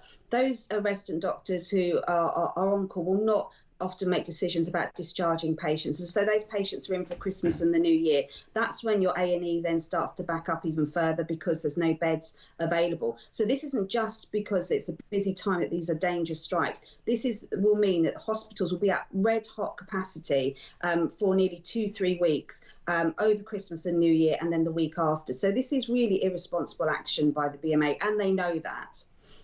But we're allowing them to get away with it. I had Matt Vickers, senior, what is the Deputy Tory Party Chairman, doing the papers with me this morning, and he was very, very clear that the Tory Party would now agree that these people should be banned from striking, like the police, like the armed forces, because they are providing a service and it's going to cost lives. I said to Richard, he didn't really answer it, and not answer it, but he wasn't clear on what. Do you think? I mean, you've defected to Reform, a party that's led in the last 175 polls and seems to be sweeping, gloriously to power whenever that election happens. Do you think that Reform should ban junior doctors from behaving in such a disgusting way? Well, I think Nigel and Richard will be looking at this closer to the election, but I was a member of the Conservative Party. I was a minister during the previous strikes, and we did ask those ministers higher than us to look at banning certain groups of workers from striking, and they wouldn't do it. So I'm not sure that the Conservative Party now coming out, now they're in opposition, saying they would ban workers from striking, that they would actually do it when push comes to shove, because we had the opportunity. We did have striking legislation going through Parliament, and it never made it through. So I'm not quite convinced by that argument by the Conservatives, because when I was part of the Conservatives, they just wouldn't do it. I think Reform will look at this seriously, but the priority right now is to get through the next 3 or 4 weeks, because the strike action always has a knock-on effect. We have got hospitals running red hot at the moment, and over Christmas and New Year, when you've got bank holidays, that scenario is only going to get worse. And, my plea to many of the resident doctors, there's many who aren't BMA members, there's many that won't go on strike, is to please consider that before joining the strike action. But don't we need to look at we talked this morning about the bullying, the intimidation, going back to those problems in the 80s and 90s. Don't we need to look at the control that seemingly this union has, not only over these negotiations, but literally, it seems, across the whole of the NHS? We're being held to ransom by people who, surely they need to be told, there ain't the money. Put up or shut up. I don't understand why there are certain organisations in this country that can hold the government in this country to ransom almost. People are struggling, Maria. And I almost want the government, to be strong on this, but they're not going to be, are they? They can't be. They're paymasters. Well, this is exactly why, when I was the health minister, we didn't cave in to the unions in terms of pay deals, because we were honest with the public. There was not the money after COVID to be able to give 29%, 28%, the 36% that they want pay rise. And we were honest about that. And to be fair, the Conservatives brought in legislation around the mandate to strike, and I would like to see that strengthened. Only 65% of members of the BMA turned out to vote, and 85% of them voted for strike action. 65% is a very low number to, really just halt the NHS over Christmas and New Year. So legislation around strike mandate, it would actually be as effective as banning strike action in itself, because you need a clear mandate, not just 65% of members. You need a higher mandate than that for the implications that we'll see over the next couple of weeks. Very briefly, you've been the health minister and we appreciate you joining us. You've defected to reform. What needs to be done briefly to sort this mess out? Well, I think more widely there needs to be reform of the NHS, and that's what we're not hearing from the other parties. It's all about how much money you're going to put in the NHS, kind of what policies you're going to have around treatment and primary care. The system needs to fundamentally be reformed, and Danny Kruger yesterday talked about the start of that with reforming the civil service. There's very few civil servants in the Department of Health and Social Care who actually have got health and social care experience. And so you've got people running the health service, and ministers actually have very little powers. It's actually the Conservatives who took away ministerial powers to run the health and social care system. So when ministers like Wes come out and say, we're going to do X, Y and Z, the health service can just completely ignore what he says, and they know it. And so those two fundamental changes of reforming the civil servants, which Danny Kruger has started on and announced yesterday, and looking at ministerial powers, so ministers are truly accountable for the performance of the NHS, would go a long way before you even talk about the funding of the NHS. I mean, I think that's a brilliant point, and people will probably be gazing at their radios with their mouths open. Democratically elected politicians that run the health service can't make a decision that will be implemented by the blob because of legislation says that they don't have to. How does anything work? We hear about the Home Office, now we're hearing about the health service. Surely the democratically elected government should have a right to implement whatever its manifesto has said that it's standing on election for. I don't understand some things. Genuinely, Yes, I don't. So as a minister, if I was to say that every hospital was going to open on Saturday and Sunday and have a full running service rather than an on-call service, I had no powers to do that. Each trust could say, we'll do it, and another trust would say, we won't. You cannot run a service like that. And when you have got civil servants, and many of them are very hard-working and very compassionate and honest people, but if they don't have the experience and the knowledge, they're not going to help make good policy decisions. And so the system is broken, and it's only really reform that recognises that and is serious about doing something about it. Maria, really good to have you on. Thank you so much indeed. A nurse, NHS nurse, former Conservative MP and Health Minister Maria Caulfield, defecting to reform and saying a harder line, quite rightly, needs to be taken with junior doctors or resident. I don't know why they've gone from junior to resident. I'd just say useless. They're going on strike again tomorrow morning, 7 a.m. They want 28.9%. They've had 26%. I mean, other way around. I don't care. It's an absolute disgrace. It's greed. And people will lose their lives. So much to talk about this morning. Trump suing the BBC, the doctors' strike. We're talking about this terrible, terrible, terrible terror attack and just the stories that have followed from this, like on the streets on Sunday afternoon in Oxford, a demonstration, a pro-Palestinian demonstration, horrible things being shouted, police do nothing. Last night, a Jewish Hanukkah festival, a vigil, last night in Westminster, commemorating those people innocently gunned down. And guess what? Sadiq Khan and his London lot tried to ban it, citing, safety and crowd control reasons. Sometimes I think this country and this world is on its backside. Chava is in Israel. Chava, very good morning. Welcome to Talk. Hi, thank you so much for taking my call. Always. I'm calling from Israel. I'm a proud British Orthodox Jew. I've always been proudly British. My grandparents fought they didn't fight, they were doctors in the army, both sides. They were seventh generation British. We were as British as we could be, as well as being Orthodox Jews. I mean, we are. I live in Israel now. I don't want to come back to England. I listen to you every day, the news every day. The girls aren't safe on the streets. I'm worried. I come from London. I have family in Manchester. What happened in Manchester on Yom Kippur was just, I was I was worried. I have family who live around the corner from the synagogue there, and I don't want to come back to England. My family come to visit us in Israel. They've just been. They're going to come back again. I don't want to be in England, and I watch the news every day. Why would I want to be there? Just explain the fear, and I think you know where I stand on this. I've talked repeatedly and faced much criticism for it, which I don't care about. I have very close Jewish friends. I find it abhorrent. I find any form of racism abhorrent, Shava, but what I find extraordinary is that anti-Semitism is not classed as the same of other forms of racism. And I say to anybody and everybody that if you understood how a nation's had to deal with what happened to them 60 plus years ago, when millions of their foremothers and forefathers were literally gassed to death simply for being Jewish, it would not surprise anyone the lengths to what the Jewish community will do to protect itself. What I find embarrassing, I mean genuinely embarrassing, is that you find it safer to live in Israel than the United Kingdom. That's a stain on my country, and I apologise for that. I mean that absolutely. An absolute stain. We've just been through 2 years of running to the bomb shelters every couple of nights in the middle of the night. My kids know exactly what to do when there's a missile, whether they're in school or whether they're at home or whether they're out on the street. They know exactly what to do when there's a missile attack. What do you say to the people? Let's always try and balance it as best as we can. It's important. What do you say to the people? I don't agree with them, but I'll let you answer this.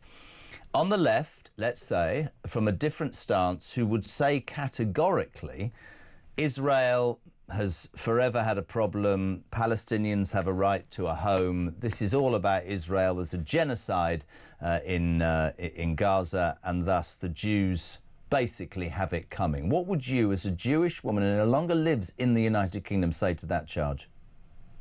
Well, a couple of things. First of all, we all know there is no genocide happening in Gaza. There wasn't, there isn't, and there won't be.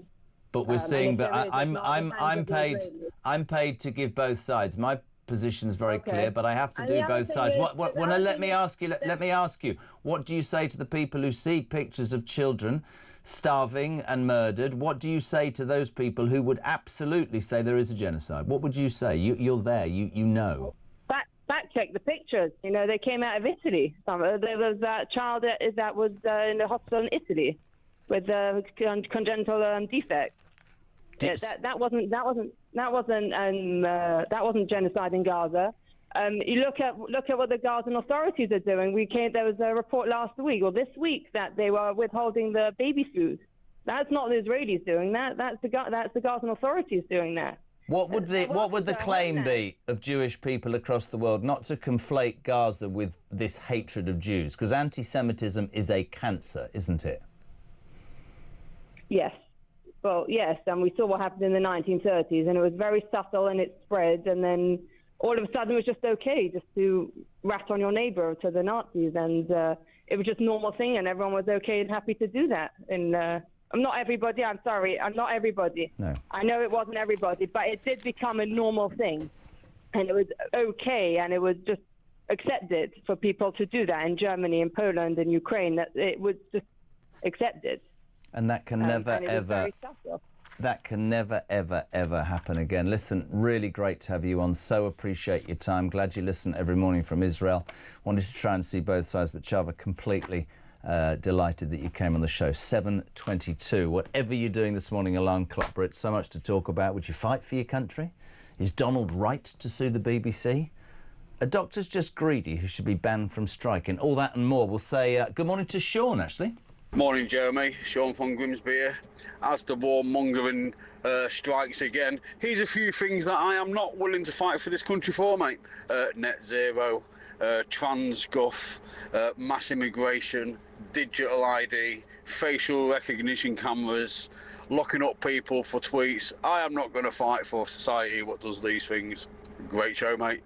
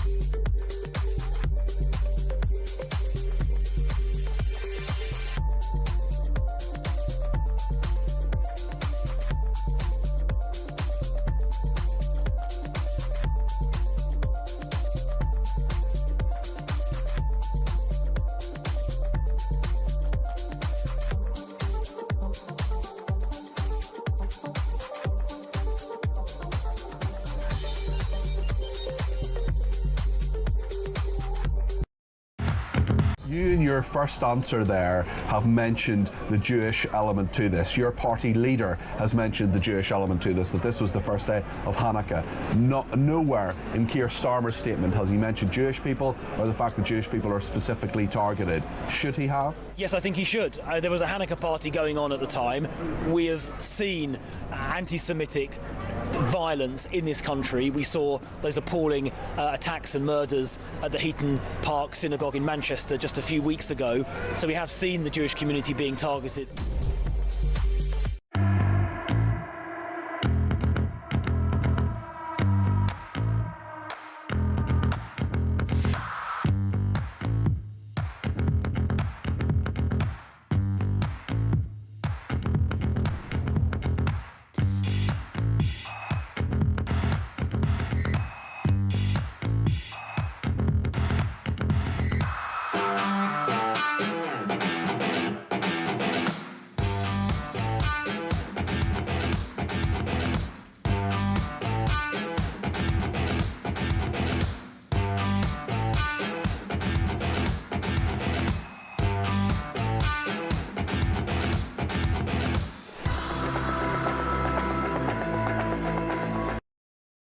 Across the UK, on DAB+, on YouTube, on your mobile, and on your side.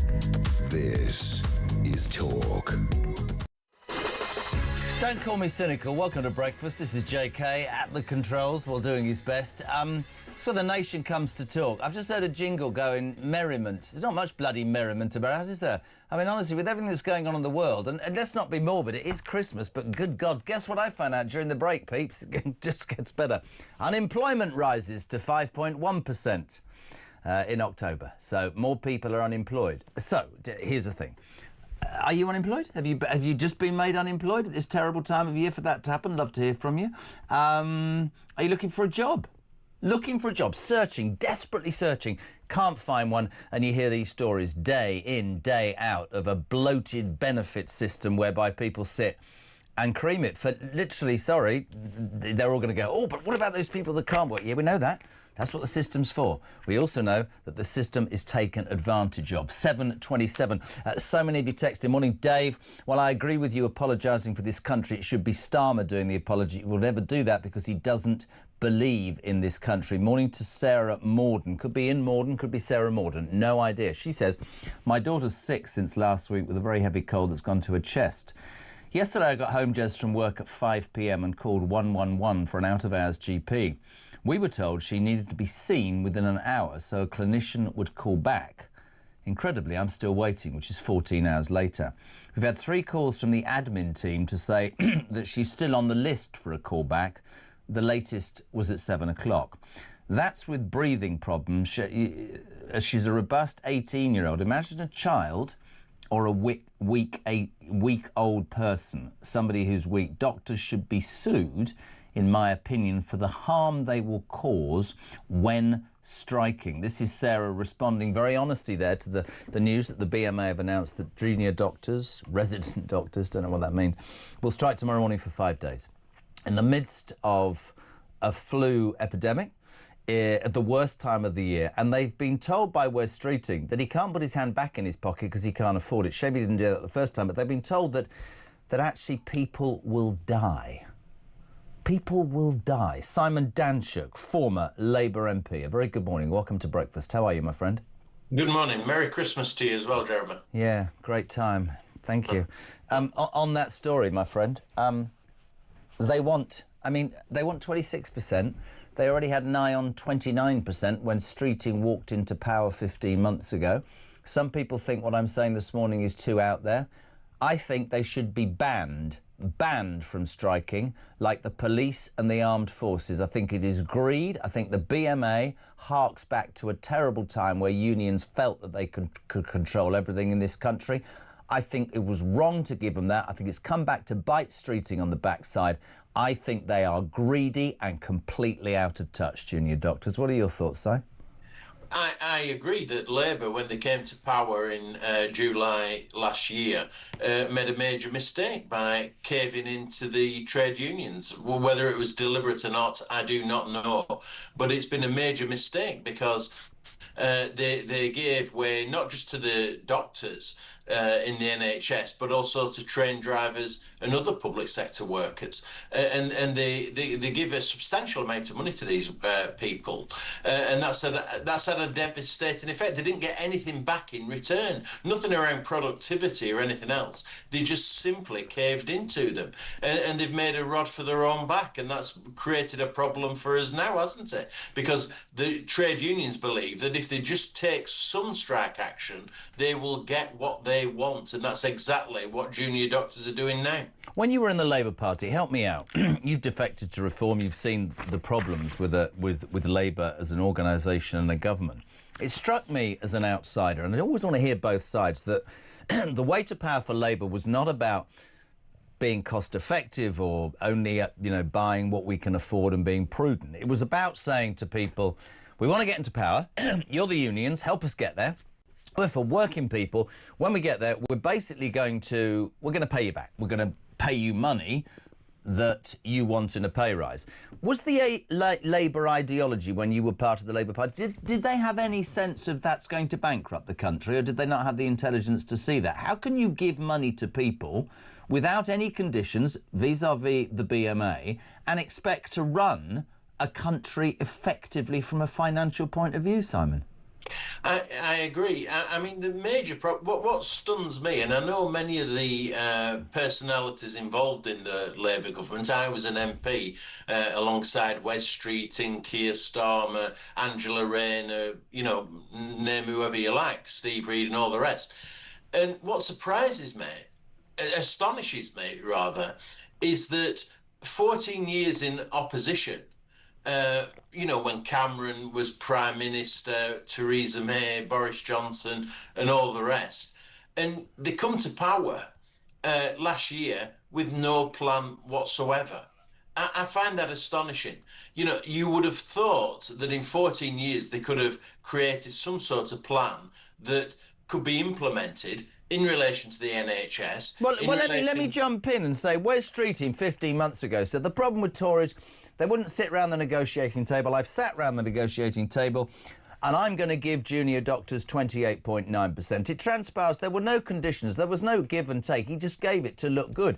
Now he's surprised that 15 months later these greedy buggers want 26% more. This is him now in the Commons yesterday, realising he's put his foot in it and trying to backtrack. This is Wes Streeting.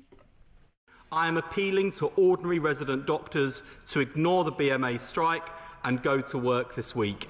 Abandoning patients in their hour of greatest need goes against everything a career in medicine is meant to be about. The entire focus of my department and the NHS team is now on getting the health service through the double whammy of flu and strikes. Why didn't he realise that? Why didn't he have the foresight to make conditions against his offer 15 months ago? You're absolutely right, Simon. That's incompetence. Yeah, it is incompetence. And what we need to see, as Maria Caulfield, your previous interviewer and interviewee was saying, is that we need to take action. I mean, the answer to this is to ban strike action by people who play a critical role in terms of treating the public. I agree. And that's what needs to happen in relation to doctors. Listen to this from Jeff. Morning, Jez. In Australia, the essential services are not allowed to strike. They can protest, but they can't stop working. The word is essential, meaning we, the public, cannot do without them. I think that's really interesting. Although Reg Gardner makes a very good point. Simon, you'll like this. To be fair, guys, if the police did go on strike, it wouldn't make a lot of bloody difference because you don't see them. They don't seem to be doing anything about crime in this country. But maybe there is an argument to be had that these junior doctors, Simon, need to be brought to task. And you'd certainly think, looking at it, that the BMA is sort of ideologically based. Couple of other things I'd love to go into you with, if I can, after the horrors in Australia. Everybody up in arms about the terror and the horror of what's happening, anti-Semitism rife across the world. And yet we live in a country that on Sunday afternoon allowed Oxford University students and members of the Your Party to take part in a demonstration chanting "Long live Intifada," disrespecting Jews and basically sticking up for Palestine Action, a prescribed terrorist organisation. So we allow that to happen. Last night there was a Westminster Hanukkah vigil for Jewish people. Richard Tice spoke there, the Labour woman there, you can see her in green. I'm not even going to go into it. She was booed.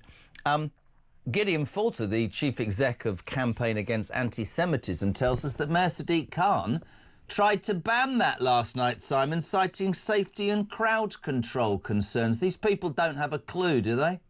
There's double standards in relation to these issues. Kemi Badenoch got it right yesterday by saying that, we've had enough about warm words in relation to these horrific attacks on the Jewish community, and we need to start taking action. There's a real double standards in Britain, and you highlight Sadiq Khan attempting to ban a pro-Jewish rally in Parliament Square yesterday. I mean, the pro-Palestinians, the hate marches that take place nearly every other week are outrageous. And what they get to chant, globalise the Intifada.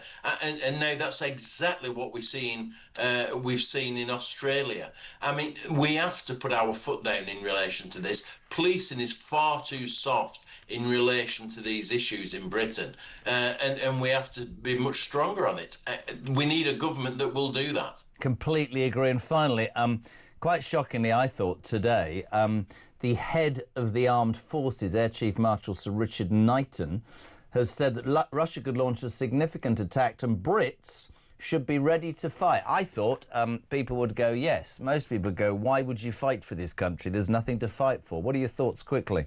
We've got a major problem, haven't we? That, the left in this country have convinced people that they should be opposed to various issues, and so we have a people who no longer want to fight for Britain, and that's an exceptionally sad situation.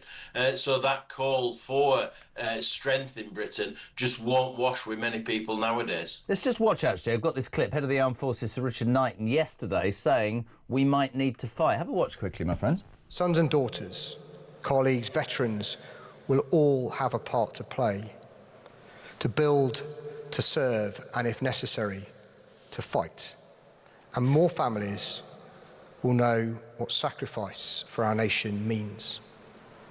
That's why it's so important that we do explain the changing threat and the need to stay ahead of it. We should be under no illusions that Russia is a massive, increasingly technically sophisticated and now highly combat experienced military.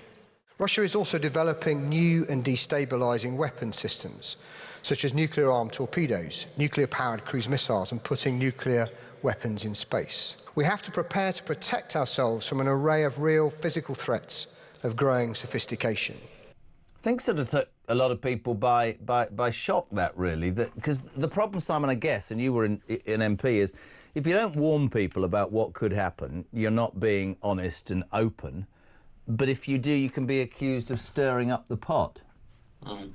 The problem there is that we've, for many years, under various governments, we've outsourced the defence of Britain to the United States. And we've spent billions upon billions on welfare, on importing illegal immigrants, instead of spending that money on development aid in developing countries, instead of spending that money on our own defence. Across Europe, that's been done. And we've assumed that the US would defend Britain and the wider Europe against Russia. And that's been the biggest mistake over several decades. We should have been defending ourselves instead of outsourcing it. And now Trump has come along quite rightly and said, listen, defend yourselves, spend your own money defending yourselves instead of relying on us. And now that's created a major problem for us. Very quickly, you brought him up. He's announced overnight, the Donald, he's going to sue the BBC for $10 billion. I thought people would go, no, this is an outrage. They're all going, listen, I don't know when my bloody licence fee goes anyway. I'd love him to do it and close the BBC down. What do you make of the Donald threatening to sue the BBC? Somebody said to me, I hope he bans the BBC from the World Cup. That'll happen next.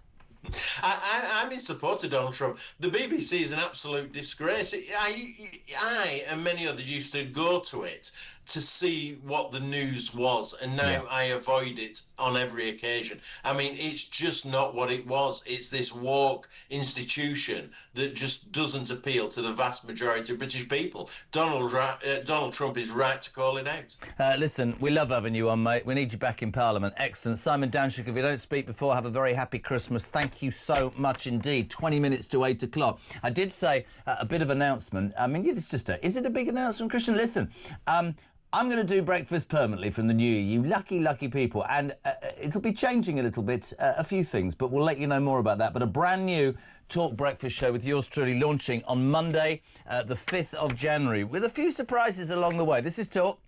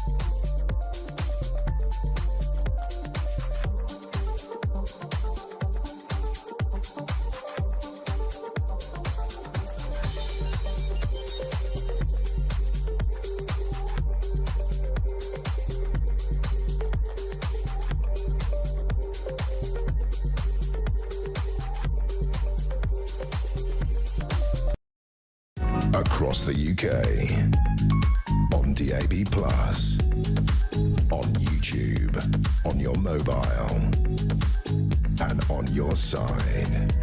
This is Talk. A very good morning. It is Tuesday, 16th of December. The countdown to Christmas is on. This is where alarm clock Brits come to have their say. It's where the nation comes to speak. It's Talk Breakfast. You might have heard that announcement just now. A brand new Talk Breakfast show with me launching Monday, the 5th of January. People already texting. We'll let you know more in the next couple of days. But make an appointment. There's going to be a few changes around this place. And it starts on Monday, the 5th of January. But one thing's for sure. It's going to be about the news, and it's going to be about your reaction, your opinions and your involvement with how you visualise that news. Alarm clock Britain. Right, what is it? 18 minutes to 8. Just waking up or getting together. So much in the news. Resident doctors confirming they will strike tomorrow for 5 days. This is a bunch of people who already got nearly 29% 15 months ago. They want another 26%. It's not going to happen. They're greedy. They're entitled. My opinion is we should ban them. Ban them from striking. Lewis in York says, many years ago we were told not to fall ill abroad. Now I'd say it's the complete opposite. Don't fall ill in England unless you're being housed in a migrant hotel. It's true, isn't it? Can't see a bloody doctor. Gary, just privatise the NHS, Jez. Make salary performance related. Yes. Of course the BBC, Donald's right to sue the BBC for their deceptive ways. They don't like it up 'em, Mr Mannering. Ooh, Mrs, there we go. Morning, Ash in Essex. I have said for years that doctors provide an essential public service, therefore they should not be allowed to strike. However, I understand that it's very hard to enforce that rule now, but would it not be prudent to ensure strike action cannot take place at such high-risk times such as winter? It's simple. No striking is allowed from November to February. The only problem with that, Ash, is this is a bunch of people who are holding the government to ransom, and the government can't afford it. Steve in Kimberley. Right, now, see, Steve in Kimberley in Nottinghamshire. Now, is Kimberley a town or a Is Steve married to Kimberley? Have we sort of fallen upon a romantic tryst here on Talk Breakfast? Morning, JK. Loving the show. My partner, Marcia. Oh, no. Oh, God, it's getting worse. What's he doing with Kimberly if he's in a relationship with Marcia? Oh, my God, it's like the old days. My partner Marcia was told last Wednesday that she and her 5 colleagues are being made redundant, on December the 19th after being there for 11 years. The owners haven't taken a wage since April, have chosen to walk away after 19 years before the lease on their small coffee shop needs renewing in January because it's just not worth the hassle anymore. Great work. Merry Christmas, Miss Reeves. You've ruined yet a small business. Steve makes a great point. You know, what were they about, Labour, when they came to power? Working people. And businesses, that sort of business, a coffee shop in Kimberley, glad I got that right, closing because NI rates are outrageous, worker rights have gone through the roof, they can't afford it and people are losing their jobs. This was reaction to the story that unemployment's risen to 5.1% this month. So people are losing their jobs before Christmas. Thank you for that. We wish you the best. Dan's in West Yorkshire. Jez, what exactly would we be fighting for? Responding to the story that we're all apparently going to be called up. Not us old ones with dodgy knees. What would we be protecting? If the Russians landed on our beaches, we would invite them in with open arms, give them a rest from their journey over here, put them in a 4-star hotel, make sure that they were well fed, throw in some cash and allow them to do whatever they wanted. So why are we actually worrying about it? Because we've been invaded anyway. Good morning to Phil in Coventry. I would fight for my family, friends and stand shoulder to shoulder with the great British people. I wouldn't be fighting for this government, for Starmer, but the question is surely who would all the immigrants fight for? Would they stand shoulder to shoulder with us or would they not? That's a really interesting point. Morning, Stanley. Hey, up, Stanley from Huntingdon. So if the Sky Marshal's comments about, you know, people, oh, we need to sign up and get everyone signed up and all the rest of it, but a lot of people join the forces because they want to conserve what they have, but at the moment they feel like they don't have a damn lot. So would it not make logical sense for Labour to step aside? Because I guarantee if you look at the figures of recruitment when Trump came back into office, I guarantee you that they were higher because they felt that the nation would be something to be proud of again. Just a thought. A good thought too. We welcome and love your voice notes. 0344 499 1000. Text as well. Mark's in Birmingham. Jez, have you or your viewers or listeners done an 18-hour shift trying to save lives, trying to multitask in prioritising who most needs help, or watch someone on an operating table die after you've done all you can to save them? If not, leave the doctors alone, because until you have, how the hell can you criticise them for wanting more money? Mark in Birmingham. Glad you wrote. I don't in any way have any experience about doing that job, any more than I do being a nurse.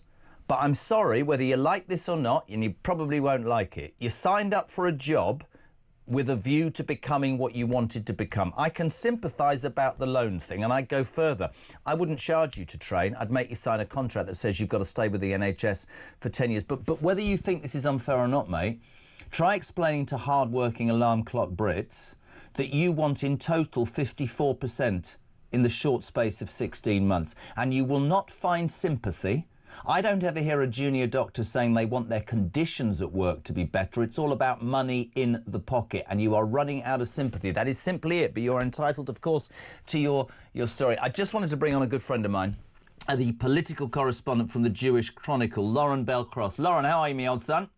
Very well, Jez. Thank you for having me. Look at them. Have you borrowed your baby's earmuffs? He's just had... How old's the baby now?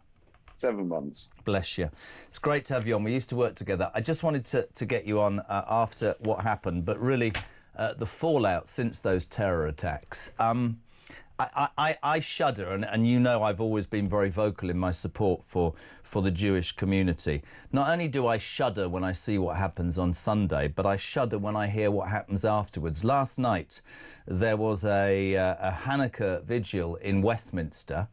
We heard in the last hour from Gideon Falter, Chief Exec of the Campaign Against Anti-Semitism, Lauren, that Sadiq Khan, in all his stupid glory, tried to ban that vigil, right, commemorating those Jews who died in Bondi, citing safety and crowd control concerns. This is 24 hours after a bunch of mindless idiots from your party, I don't even know what that stands for, and Oxford University students were allowed to chant "Long live the Intifada" hours after that at Oxford University, and the police do nothing. You are one of the most erudite men I know. Put into words as a Jewish man what it's like in this country for you and the Jewish people right now, my friend?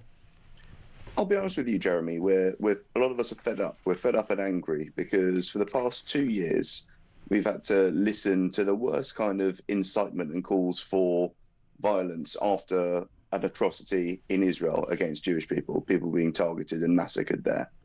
Since then, there have been so many attacks on Jews around the world. You know, it's kind of quite extraordinary, the levels of anti-Semitic abuse around the world. You then have chants in the streets of the capital in particular, but other cities around the world, calling for the Intifada to be globalized. Now, even the Prime Minister admits he can't see that chant in any other way than incitement to violence against Jews.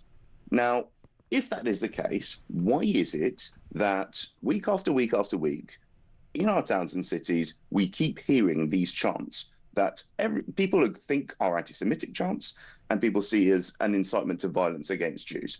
Because, frankly, you look at what happened in Bondi Beach, you look at what happened in Heaton Park in Manchester in Yom Kippur earlier this year, and you're seeing Jews attacked for being Jews. Even the Prime Minister himself said yesterday, it is no coincidence that these attacks are happening at around the times of Jewish holidays. So Heaton Park in Manchester, the terror attack at the synagogue there happened at Yom Kippur, one of the holiest days of the Jewish calendar. This attack in Sydney happened on the lighting of the first candle in Hanukkah. Again, a very important date in the Jewish calendar. What we are seeing is an attack on Jews for being Jews and attempts to erase us from Western life. And I think, frankly, it's all very well and good authorities having things to say about matters, but if they're not going to take any concrete action, then I think, frankly, then we are going to have serious issues. I think people are fed up with the warm words. People are fed up with the solidarity. People are fed up with the thoughts and prayers. What they want now is action. And I think we've just published a piece last night where several politicians are calling for action. They're calling for substantive action against chants like globalize the Intifada. You know, so you have Suella Braverman, the former Home Secretary, who was fired for pointing out that actually sort of pro-Palestine protesters were treated somewhat leniently compared to other protesters. And I think, I think she, frankly, was vindicated in a lot of our views of her assessment of the matter. I listen, you know where I stand on this. The headline on the screen that Cal's put up is "Shame on Britain," and it is a shame on Britain. I find any racism abhorrent. I fail to understand how anti-Semitism, which calls really for the death of Jews, just for being Jews, does that in any way resonate with people who think 70 years ago 6 million of your foremothers and forefathers were led into gas chambers and their lives were ended simply for being Jewish? I said it earlier, of course Jewish people are going to defend themselves. I think they're a fantastic addition to this country. It scares me. I had a caller an hour ago. I'm safer in Israel than your country. It's a stain on the United Kingdom. And you're absolutely right. I was talking to somebody who lived in the UAE yesterday, Lauren, and they were saying this is a Muslim country. We have none of this because it is stamped out, this radicalisation early on in schools and in mosques. That's what needs to happen. But, of course, in this country, they're so worried about the reaction, not worried about, calling for the death of Jews, that revolting individual at Glastonbury, deaf to the idea. Not worried about that. Not going to arrest, the Your Party activists or those pathetic students on Sunday, right? But we're going to jump up and down if somebody writes something slightly dodgy about a particular religion. And to me, it's one of the worst things. And you have nothing but my sympathy. I follow you on social media. I see you with your little son lighting the candle. What's it like being a Jewish father, bringing a kid up in this country right now? Frightening, right? I'll be honest, after the attack, I, hugged my son that little bit tighter. And I think you can't help but do that. I think it is incredibly worrying that when you see something like that. And, people say, oh, well, could it happen here? It did happen here. It happened here in Manchester. It happened, and I live in what a, significantly Jewish neighborhood in North London.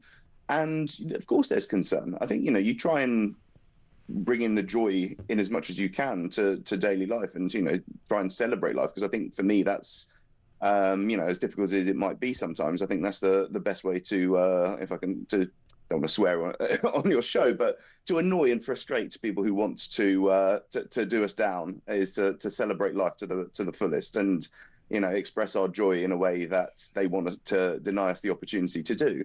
And I think it's important to remember that, and this is something for the community to think of it. I think the silent majority of Brits have no track with this nonsense. I They don't have completely any agree. time And for mate, any of this. Mate, you know I agree, and I'd love to be on more. I'd support you, your family, and the Jewish community. The Jewish Chronicle does a fantastic job. You are the chief political writer. And listen, mate, have a fabulous Christmas, and I appreciate it, and we'll always get you on here, mate, all right?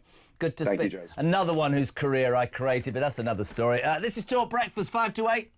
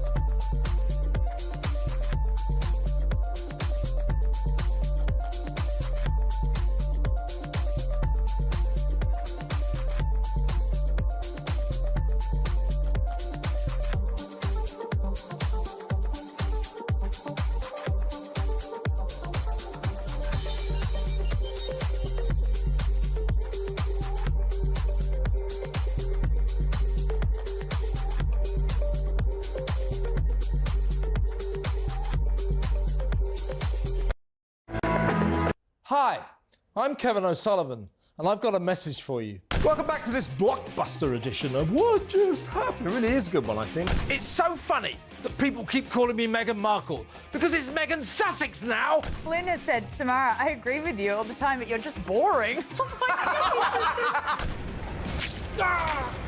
Hi! I refuse to work for ITV ever again. Oh! What Just Happened? Fridays at 9 on Talk.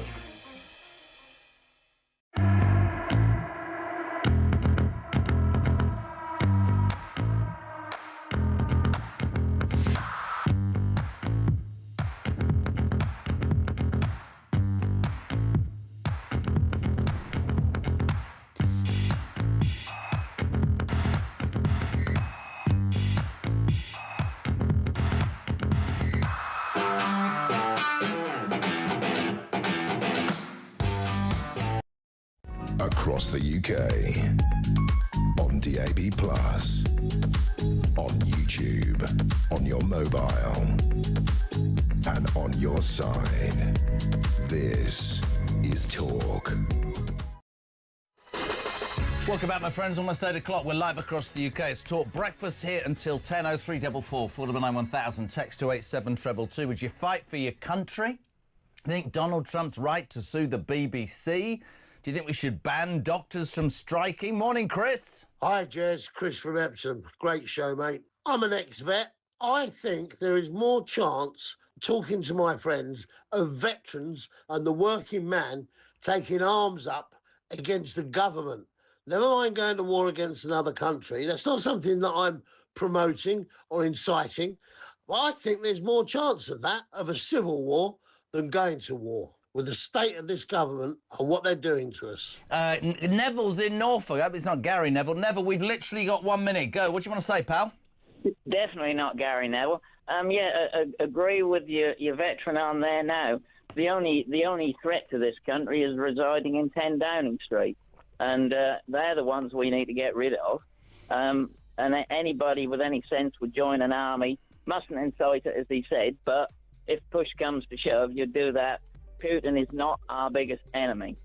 Brilliant. OK, Neville in Norfolk thinks that Putin is less of a threat than Sir Keir Starmer. Almost 8 o'clock. Sarah Pochin, Reform's newest MP for Runcorn and Helsby, here after the news at 8. We'll talk doctor strikes, we'll talk Trump suing the BBC, and we'll talk about the horror of what happened in Sunday in Australia and the impact that's had on the Jewish community across the world. 0344 499 1000 and your text messages 87222.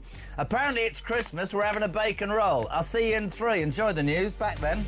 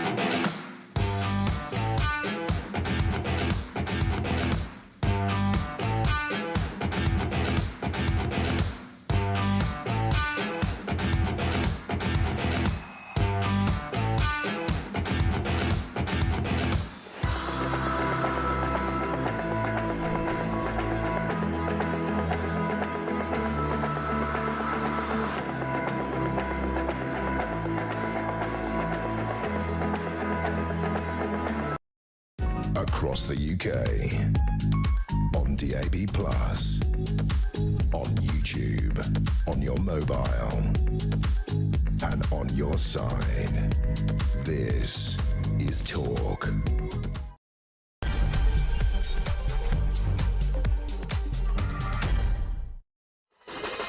Morning alarm clock Brits and all of you long, hard, suffering people. Welcome to Talk, so the nation comes to have its say. It's Talk Breakfast here until 10 o'clock this morning. And just that little announcement, we'll do it. We did it earlier. A brand new Talk Breakfast show with yours truly launching Monday, the 5th of January. Don't worry, your chance to react to the news, all the stories brought to you by an amazing team. Just a few little tweaks which we'll let you know about. But the Jeremy Kyle Breakfast show launches on Monday, the 5th of January. And obviously a lot of input creatively has been put into that, the Jeremy Kyle Breakfast Show. Brilliant. Right, 0344 499 1000, text to 87222. You are waking up or getting ready for your day to so many stories. Resident doctors confirming last night, junior doctors, I could call them something else. They're going to strike for 5 days from tomorrow at 7 a.m, despite the fact they've been told they're risking lives and abandoning patients in their hour of need.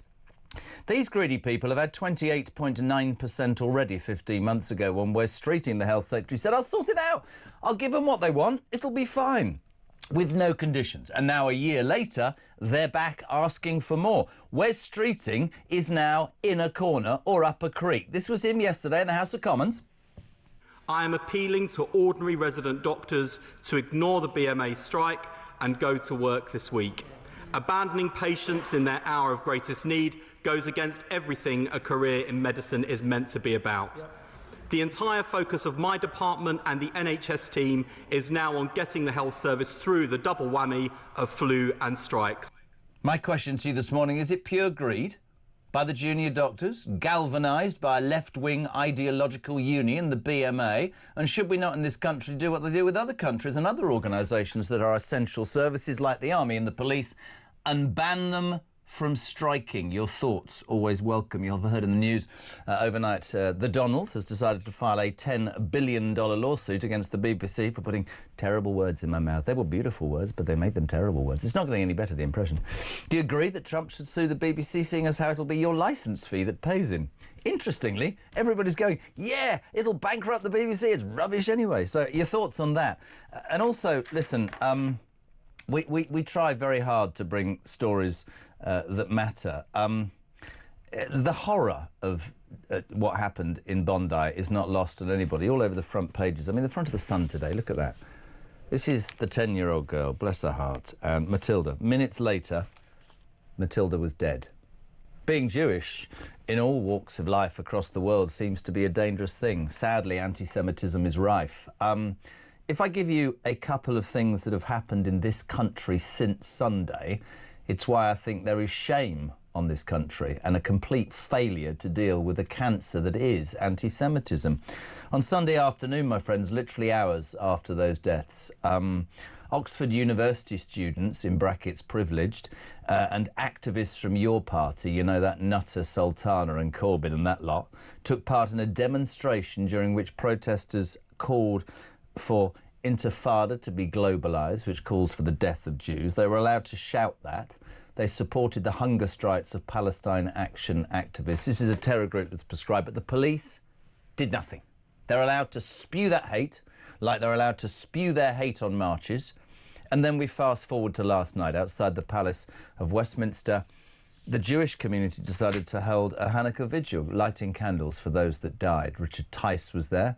On the screen, you'll see Sarah Pochin, who's next on the show, is there. On the screen, you'll see the Labour minister. More of that coming up. But let's get this absolutely clear in people's minds. On the eve of that vigil, Mayor Sadiq Khan, I refuse to call him sir, tried to get that stopped by citing crowd safety control concerns, which is an absolute bag of shame, just shame on the whole thing.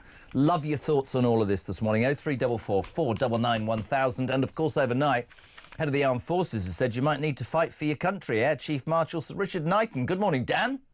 Morning, Jezza. It's Dan from Kent. Because of net zero, we have one of the highest energy costs in the world. We've decimated our industry. We have a military that's inadequate and underfunded for decades, alienated the farmers. The doctors are on strike. Our fighting-aged generation suffer from anxiety and don't even want to work, let alone carry a rifle into battle. And those that are proud of their flag are seen as racist, and they want to put us on the war footing. Good luck with that one, Keir. Yeah, couldn't agree more. So all of that and more on Breakfast. 0344 499 1000. Text to 87222. We say a very good morning to the First Lady of Breakfast. That's what I'm calling her, Sarah Pochin.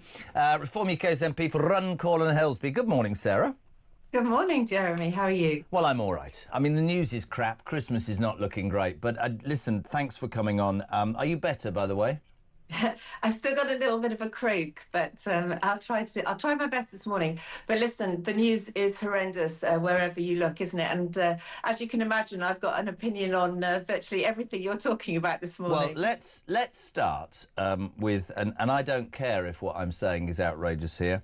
Resident doctors have been told by Wes Streeting, who's suddenly woken up to the reality of giving a 28.9% pay increase with no, conditions, that they are risking lives and abandoning patients in their greatest hour of need as flu sweeps the country. The left-wing BMA says its members have voted for a 5-day strike from tomorrow at 7 o'clock to the 22nd, the most terrible time of the year. People will die, Sarah. They add 28.9%. I think they're greedy. I think they're entitled. And I think they should be banned, like other essential services in this country, from striking. I think it's an outrage.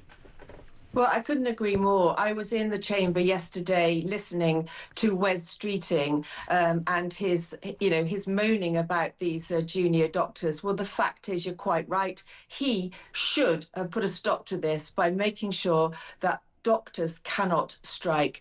This is classic socialism at work, isn't it? You give the unions what they ask for. They had a huge pay increase of, I think it was 26% last time. Or no, 28. 28.9. No, Was it but I got 28? righted by Richard earlier. 28.9% last time. It's appalling, and they want 26%. I mean, That's it's a right, yes. joke, man. It is an absolute joke. But the fact is, Wes Streeting, he could have sorted this when he gave them that huge pay increase. He could have put something into their contracts then that said essential workers like doctors do not go on strike. Instead, Jeremy, Wes Streeting is obsessing about his puberty blocking trial, which I feel very strongly about. So here is a Secretary of State for Health who is sanctioning human experimentation on our vulnerable children, yet will not tackle the unions and stop this strike going ahead. Can I just say thank you for bringing that up? I spent most of the weekend, most of my family were going, puberty blockers. I look at Oliver, who's 6. My wife said to me when I got back, that's 2 years' time. There is a demonstration taking place tomorrow. I know you want to talk about. This is 200 kids, ladies and gentlemen, from probably not privileged backgrounds being used as guinea pigs. Wes Streeting has said this is all right, having opposed it. They are going to be given puberty blockers because we now live in a world where apparently 8-year-olds should stop the development of what's happening to them because they're already concerned who they are. Sorry, again, I'm having one of those days. That's child abuse. That is child abuse. Do you know what, Jeremy? It could even be younger than 8. There is no lower age limit. And when I sat listening to a panel of clinicians telling us that there was no lower age limit, that they wanted to use vulnerable children, they wanted to use children already diagnosed with things like anxiety, ADHD, children in the care system, I asked for all of those categories to be excluded at the very least if we can't stop this trial. And they said, no, we want to see the effect of the drugs on children with already diagnosed conditions. What are children suddenly lab rats in the United Kingdom? It's an absolute disgrace. They are being used. This is state-sponsored child abuse. And as I say, Wes Streeting is more interested in sanctioning this trial run by a bunch of, quite frankly, frightening people. Yeah. I was chilled listening to these clinicians when he instead should be absolutely cancelling that and tackling the doctors' strike. Now, listeners, I hope, I don't know if you know yet, but Reform MPs have written to the Prime Minister calling for a stop to this puberty blocking trial in its entirety. Right. And yes, there is a demonstration at 1 o'clock tomorrow outside the Department of Health. I know that myself and other cross-party MPs will be there to speak on this issue. But not only that, Jeremy, I feel at the moment that the ethics in our medical profession are just going out of the window, because this weekend we heard, didn't we, about the BMJ now effectively supporting female genital mutilation. What is happening in this country? It's absolutely frightening. Some academics, to fill people in, at the weekend said laws banning female genital mutilation, laws banning that, making sense, are harmful and stigmatising. And there again, and I'm going to say it's going to go down, it's one of those days, Christian, all those women who talk about women's rights, quite rightly, where are you? Where are you when migrants are sexually abusing girls? But where are you now? This is disgusting. This is playing with nature, whether it's puberty blockers or banning laws that ban FGM. And I know that you are massively behind this. And for people who feel the same, it's really important their voice is heard on this, Sarah. And thank you. Listen, loads. We're going to have to rush through this because it's just one of those days. President Trump, 10 billion suing the BBC. I say good on him. Let the BBC fall by its wayside. That'd be quite funny, wouldn't it? I couldn't agree with you more. Go for it, Trump, because they did a shocking thing with his words. They do nothing. I really keep well away from the BBC, because you know they're going to twist your words and they're going to set you up. Look what they did to Zia Yusuf with on Question Time. Although They are Zia was... so condescending when they have anybody from Reform or anybody from, you know, any party, even like the Tories, but they welcome the weirdos of the Green Party and the Your Party. It drives me absolutely insane. And actually, I haven't seen yet their coverage of last night's vigil, but it'll be very interesting to see how they portray Well, last so you were there. vigil. You were there last night. And for people who don't know this, and this sums up this government, this was a Hanukkah vigil outside the Palace of Westminster to support the Jewish community after those appalling Bondi Beach attacks. Keir Starmer wasn't there. The Bondi Beach attacks touched the whole nation, right? Sadiq Khan tried to ban it, Sarah, citing safety and crowd control concerns because he's an idiot. It went ahead, but Starmer's government thought it a very good idea to send a representative who got booed roundly. This is a lady called Ashley Dalton. Have you not seen this footage? This is extraordinary. This woman, I'm not being rude, the only time we've ever heard about Ashley Dalton is when she stood up and said, people need to respect how you want to identify. If we want to, we can all believe we're llamas. This is her last night getting some sort of reaction. Have a listen, have a watch. The government does not and will not tolerate anti-Semitism. We stand with Jewish people today.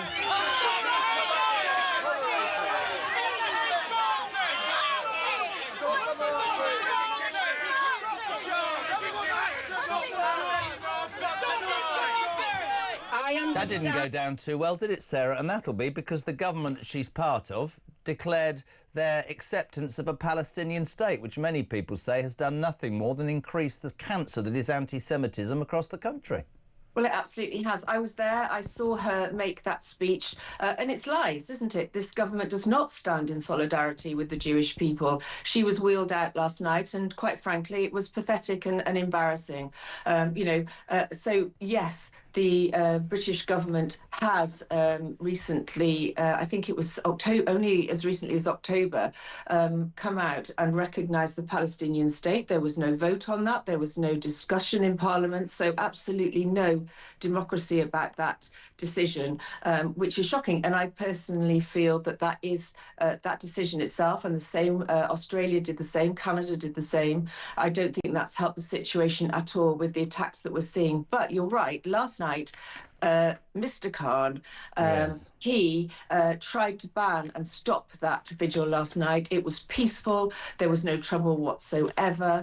And I am going to write to Mr. Khan today asking him whether he actually will support the Jewish community in the same way that he supports the pro-Palestine marches, as we see all around the capital. Couldn't agree more. I bet you don't get a reply. Always great to have you on, and thank you for highlighting that outrageous 200 innocent kids, some younger than 8, to be tested with puberty blockers under a health service idea. It's child abuse. There is, and I never do this, but I'm going to. Sarah said outside the health department in London tomorrow at 1 o'clock, there is a demo. If I was here, I would go. I feel really so strongly. I've got 6 kids. I think it's disgraceful, and I think you're calling it out absolutely. Thank you so much indeed. Sarah Pochin, Reform's MP for Runcorn and Helsby. Brilliant as ever. We'll cross very quickly to Westminster. Shadow Chancellor of the Exchequer, a very good morning. Mel Stride, is he warm this morning? Is he? Oh, look at him, still doing the business.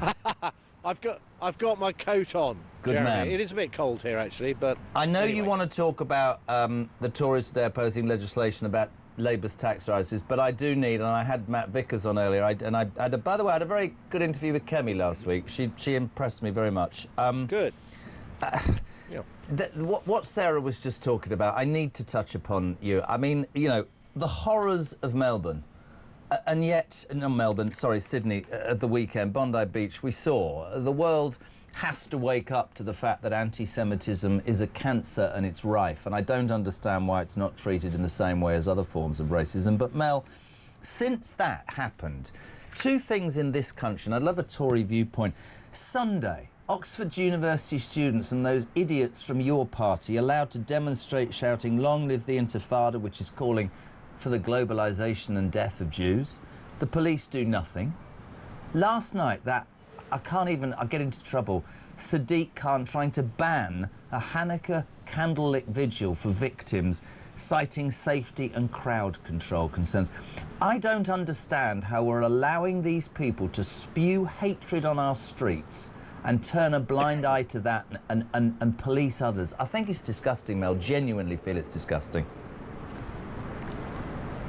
Well, good morning, Jeremy. Yeah, I totally agree. I mean, anybody with any heart who saw and has been reading about what happened in Bondi Beach and other anti-Semitic acts, and we've had them here in our country with the synagogue attack in Manchester and so on, surely, you know, this is something that we have to stand up to very, very robustly. And I'm concerned that we're generally not doing that. I think we need to be more robust in standing up against anti-Semitism. It is on the rise. It is deeply, deeply regrettable and dangerous. And so, yes, I agree with your sentiments. It just strikes me as completely and utterly fundamentally wrong that a nation of people who had to go through the atrocities that they did 70 years ago are telling me in their droves they're leaving this country because they don't feel safe. That's a stain on the whole of Great Britain. So much. I also just want to, again, before the tax thing, quick response to the other big story of the day. Resident doctors will strike from 7 o'clock tomorrow morning, Mel. You're a financial man. Tell me if I'm wrong. Wes Streeting, I'll sort this. Here's 28.9%, the biggest inflation-busting rise we've ever given anybody. I know we can't afford it, but don't worry about that. We'll borrow some more money from the IMF. We're not going to put any conditions in. Oh, and you won't come back, will you? Oh, you're back. Oh, you're back 15 months later. And you want what? You want another 26%? Well, I can't afford that, so, oh, God, what am I going to do? I can't print money, or I'm going to tell them it's illegal. What is wrong with this government? They can't add up now, Strike, can they? No, I think you've encapsulated why we are where we are perfectly, if I may say so. Because what they've done shows gross naivety. I mean, to have come in and just rolled over straight away as soon as they got into office, with, as you say, no strings attached to that initial pay deal, which back at the first one was 22%, but then there was another one after that, was just grossly naive. And this idea that they wouldn't be coming back for more. They sent exactly the wrong signal, and unfortunately it's coming back to bite them. I do think the BMA are being grossly irresponsible. I think to be striking at this time, this is their 14th strike. At this time, we've got this super flu bug going around and our hospitals under great strain. Is completely the wrong thing to do. And I have to say that I really do think they should have taken the offer that was provided by the Health Secretary to actually defer the strike, to roll over their mandate, so it didn't have to occur now when it's going to cause maximum damage, by which I mean damage to the health service, but damage to the health of people up and down the country, some of whom, you know, may bear the ultimate price of what is going on. Well, Wes Streeting has said this morning that people will die. I'll put to you, as I put to Richard Tice, Matt Vickers, other people who have been on the show this morning, it's my opinion, nobody else. I think this is greed. I think this is galvanised by a left-wing union that harks back to the 70s and 80s. I'd love the doctors who are part of it who don't feel that they're being, you know, represented to walk away. I think that, like the police and the army, because of situations like this, I think they should be banned from striking, Mel Stride. I really do. I feel very strongly about it. Well, that is the Conservative Party's position, a minimum service levels. That is exactly what we should have. They're a vital service. If they go on strike like this, people's lives are put at risk, and they should be in the same category as our brave policemen and women and our armed forces. So that is exactly the position that we take. Mate, keen to talk, I know, about this. As we approach Christmas, I think everybody financially looks at the pay packet, they look at the cost of food and presents, and it's a hard time. We've just seen a budget where Labour will implement yet more tax rises on almost everybody to fund 16 billion more on welfare for a lot of people who don't deserve it. Today, you will absolutely, the Tory party, be opposing that legislation, Mel. Yeah, absolutely. I'm going to be opening the second reading debate on the finance bill, which brings into effect the majority of the measures, particularly the tax measures that were announced at the budget. And you are absolutely right. What is going on at the heart of this budget is taxing hard-working people in order to spend more on benefits. And that is completely the wrong set of priorities. And when we are talking about an economy that the latest figures show is actually contracting and getting smaller, when we've had an announcement of unemployment now rising to its highest level in 5 years just this morning, the reasons for that are exactly that kind of approach. You know, if you tax the productive part of the economy and you diminish incentives to go out and employ people and grow the economy at the same time as putting more money into the less productive part of the economy, don't be surprised if unemployment goes up and everybody suffers, and that's precisely what is happening. It's very strange because I'm old now, but there doesn't seem to be any fiscal understanding. I'm not a mathematician, you are, but we were brought up to believe that you spent what you earned. And, you know, there was a balance sheet. These people seem to kick every can down the road. Promise, I said it during the election, promise everybody everything. And the nation, as history will show us whenever there's a Labour government, will end up having to pay for whatever they've thrown out to their mates. And that's why we need to hold this government to task, don't we, Mel? Yeah, absolutely. Now, in terms of deferring the pain, when you look at those tax rises we've just been speaking about, they push them down towards the end of the Parliament, which of course will also be the time that we're going into the lead up to a general election. So I think it's a big question about how credible that position will be at that point, particularly as the government has shown itself to be so weak in so many areas. But right at the heart of this issue is the fact that on the Labour Party front bench, they do not have people who understand either economics, but particularly understand business. And we've just seen Rupert Soames, the outgoing president of the Confederation of British Industry, stepping down. And what did he have to say as he stepped down? Exactly that point, that the Labour government does not understand business, and that is at the heart of the problems that we're facing. Completely agree. Listen, as ever, no leaves this morning, but the code is on. Thank you for joining us on Talk, and if we don't speak again, because I'm going to rehab after this for 3 months, I will speak to you in the year. Have a very happy Christmas. Mel Stride, Shadow Chancellor, today leading the Conservative fight back. They will oppose legislation which the Labour Party will bring in to increase tax on all of this. So much going on. Doctors' strikes, Trump suing the BBC, the Jewish community facing horror left, right and centre, not backed up by Sadiq Khan. Morning, Jason. Morning, Jezza. Jason from Whitby. This doctor's strike, like everything else in this country that's put down to we've got no money. The elephant in the room here is the waste, isn't it? With everything they're spending money on that they shouldn't be. They keep telling us we've got no money, yet we keep, I know it's the old adage, we keep housing migrants. We keep giving them everything.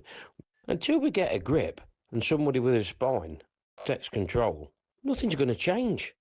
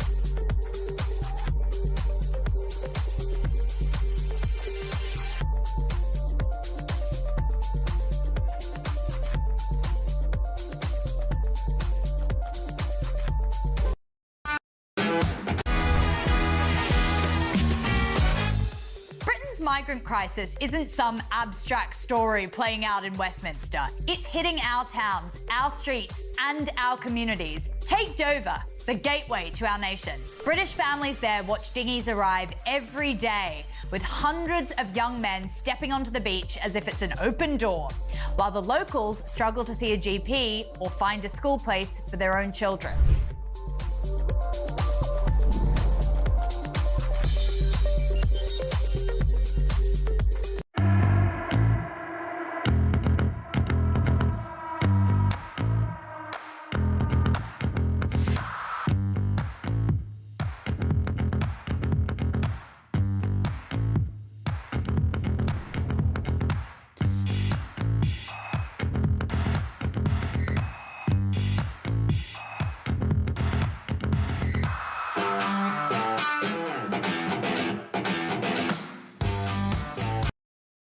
Across the UK, on DAB+,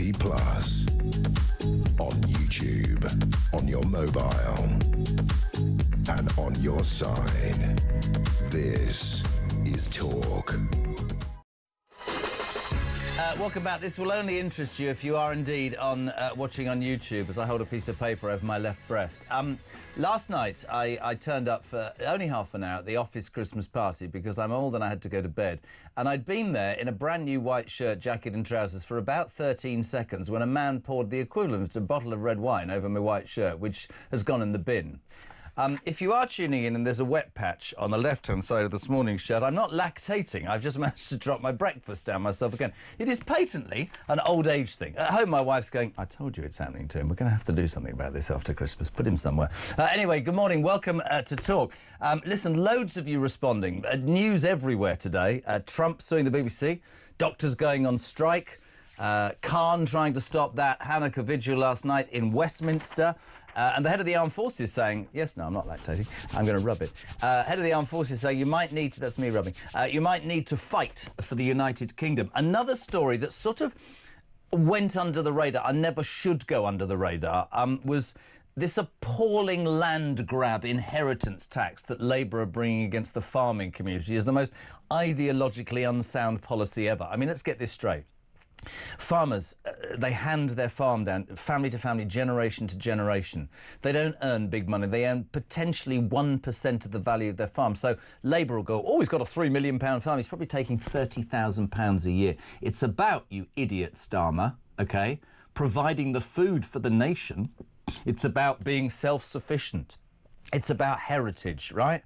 Ollie Harrison is a farmer, has a 180-acre farm in the northwest, regularly attends farmers' protests. He was as appalled as I was yesterday because old Starmer was at the liaison committee, and it was put to him that because of this disgusting inheritance tax policy, that farmers were taking their own lives. He went, yeah, I knew that. We'll play the clip in a bit. Good morning to Ollie. How are you, Ollie? I'm good, yeah. You okay? Again, like veterans, like the Jewish community, I stand shoulder to shoulder with the farming community. This is a punitive and evil tax, isn't it? It's just ridiculous, and I think he used the term necessary consequence when it's explained to him that people were taking their lives. The annoying thing is he keeps trotting out this data as well that it only affects a quarter of farms. This has been disproved so many times, including by DEFRA themselves days after the budget, but that just gets buried and forgotten about. You know, NFU have done data, everyone's done data, and to say, look, you know, you're going to destroy farming, and people are taking their lives. I know of 5 or 6 examples now, and it's still you know situations where people have taken their lives because of this tax, which, just to fill in to people, just put it in layman's terms for me, Ollie. If your farm's worth £3 million, what are they asking for? Well, if your farm's worth £3 million, it's £600,000. And if you imagine if you're of an age where you've worked your whole life to provide for your children, and you know, no one owns a farm, you look after it for the next generation. That's the saying, basically. And if you've done that, and then at this point now, by being alive after April means that the government will take 20% of it, which makes it completely unsustainable. I mean, farming's on a knife edge as it is. So if that bill has to be paid, then suddenly, the farm's up for sale. Who's going to buy it? Only big corporations will, because no family farm's going to afford to buy it. And there you go. You've lost UK agriculture, and you've lost lives. And just crazy. The lives thing, I just want to park that 1 minute. You create the food that sustains the United Kingdom. It is the most, it's evil, right? What I don't get is why we're not going further in this conversation. Tell me if I'm wrong. I think this is a land grab by this Labour government. I genuinely believe this, to build those ridiculous wind farms and the like, because they're obsessed with net zero. I think it's almost treacherous. Yesterday, and I've got the clip now, our leader was at the liaison committee, and he was told, asked if he was aware that farmers, because of this punitive tax, 20% of the value of your farm, ridiculous, were being driven to suicide. Watch this response, it's outrageous. Is the Prime Minister aware that some farmers who have terminal diagnosis now are actively planning to expedite their own deaths so they hit before April? Is he aware of that? I've had discussions with a number of individuals who've drawn all manner of things to my attention. Sorry, am I living, Ollie? I feel like, I know you're smiling, it fills me with rage. Am I living in some other universe? People are killing themselves, Keir Starmer, because your policy is ruining farmers' lives, ruining their lives. They cannot afford the tax that you're trying to do to pay for what? Illegal migrants in hotels and a bloated benefit system that allows people to sit on their arse and do nothing. Call it out for what it is, right? Yeah, I mean, I'm laughing because an MP said to me yesterday, you might as well debate with the talking clock. That. Did he say clock? Are you sure he said clock? Yeah, something like that, yeah. And it's just bonkers. The thing is, it's basic economics as well. If you put farmers out of business, where's the food coming from? It's got to come from abroad. When it comes from abroad, that's money leaving the economy to pay for it. And unless we go on holiday, unless the people we were buying the food off come back on holiday to where we are, or buy what very little things we produce in the UK, that money is gone forever, and you're just dwindling out. We all know it costs more to eat out than it does to eat in. Yeah. And they're treating the country like we can just eat out everywhere. It's mental. On a serious note, we talked about how this is driving some farmers to take their own lives. How do you keep going? What is the plan? What is the hope? What is the belief, my friend? I mean, the only motivation I've got at the moment is to lobby the government and to get them to see sense and reverse this. I haven't got any motivation to farm at the moment, not after the drought we've had this year and the loss, and many farmers all feel the same. I'm a relatively young farmer, and everyone I know, the heart's just gone out of the job. They're just thinking, what are we doing this for? You don't do it for the money. You do it for your kids, and when the ability is taken away from you, why bother? Somebody told me once, there's a great slogan, no farming, no food, no future. That's how the farming community feels. And listen, mate, one thing you will get from this station, from this breakfast show, you will get complete and utter support. I think it's an absolute disgrace. I think it's one of the most narrow-minded policies ever. I don't think it will possibly win. I think the community is far too important. And fiscally, I don't say this, Farage has said this, this can't go on for 3.5 years, mate. It can't. I don't care what anybody says. At some point, somebody's going to go, this can't work. This financially can't work. Our thoughts as ever with the farming community, Ollie, and I really, really appreciate your time on breakfast. Thank you so much indeed. This is interesting. Labour has no heart. I'm going to sneeze. Dear, it's all gone wrong this morning.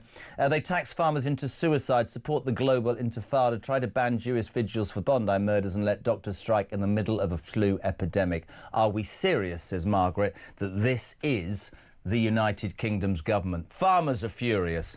Doctors are wanting more money and the patients are furious. Donald Trump is bleeding furious with the BBC. And the head of the armed forces has said we should all raise arms and fight, apparently if you're under 60. So looking through the glass, Damien, conscription. Christian, officer material, conscription. Mark, how old? Conscription.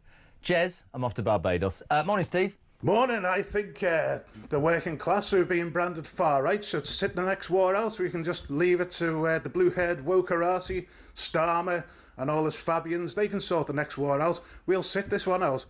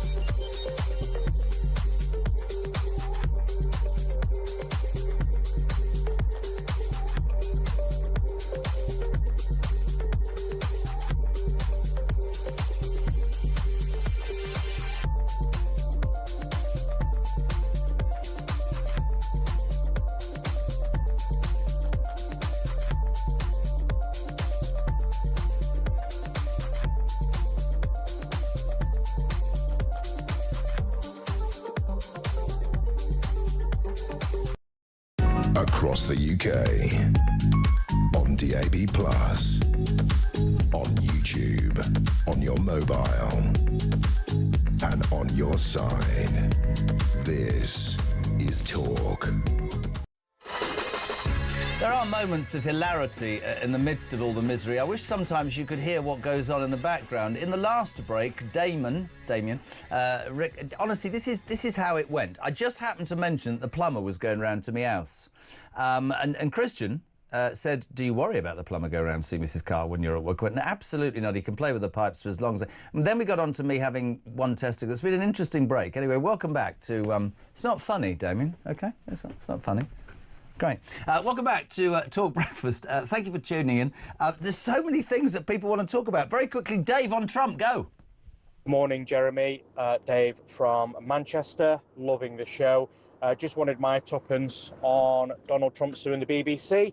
This could potentially be the greatest bit of news the country's had in a long time. The way I see it, a lot of people will cancel the direct debits for their TV licence. Which will automatically reduce the coffers that the BBC will fall from. It will eventually buckle under its own weight of nonsense because it's got no money and it has to pay out a load to Donald Trump. And this will be the end of a public-funded BBC as we know it, which is how it should be. Loving the show, keep up the good works, and fight the fight. Can I just say Happy Christmas to whoever that was?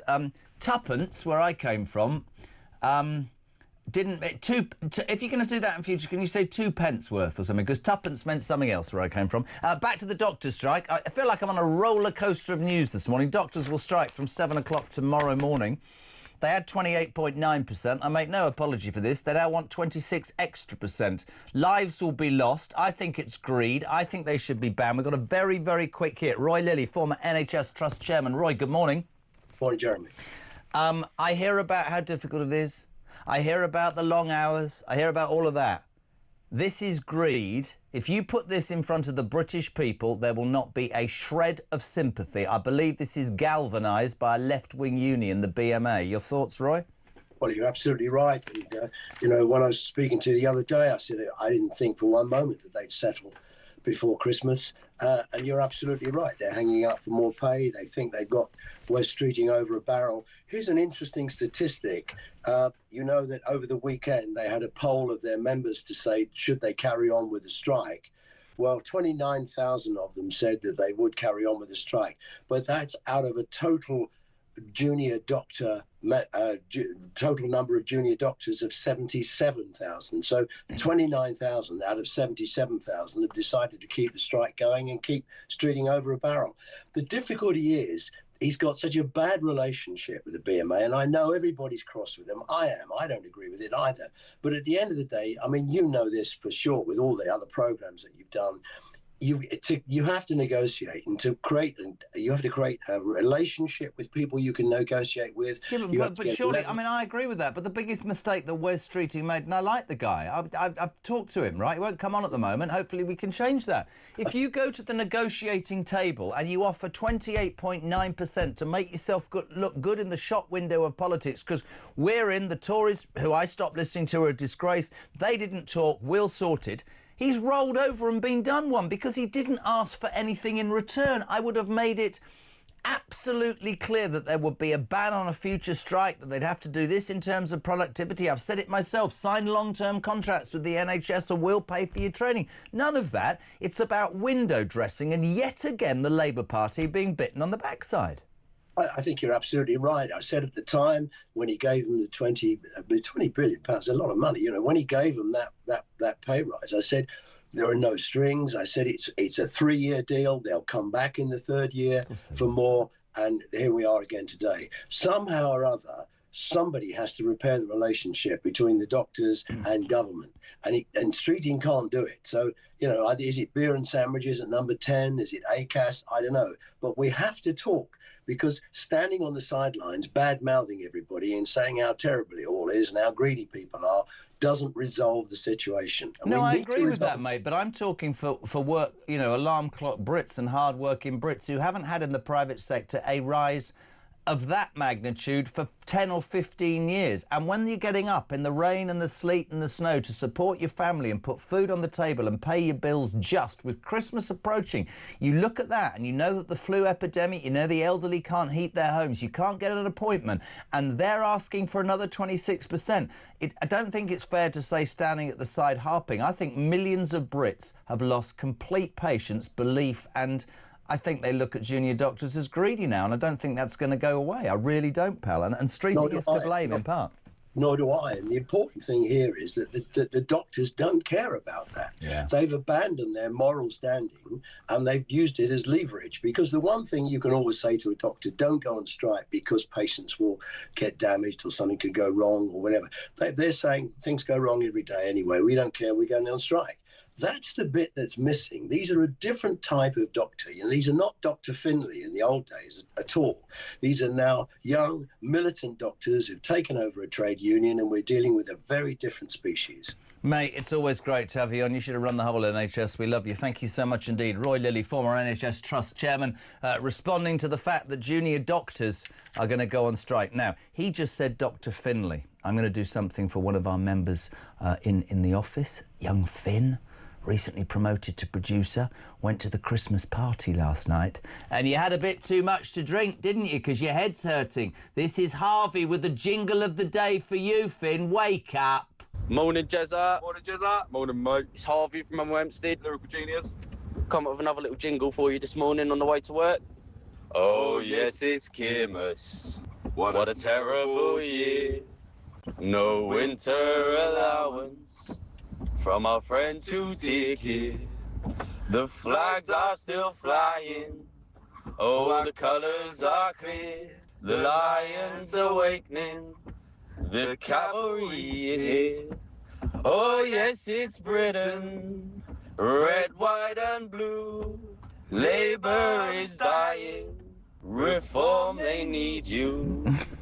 I honestly love these guys. There's a prize awaiting you at the end of the year, jingle of the day. I don't know if they also sound a little bit hungover this morning. It wasn't in tune. But, you know, I put them through to boot camp because I think they're worth it. Good on you, boys. Happy Christmas. Back in 3.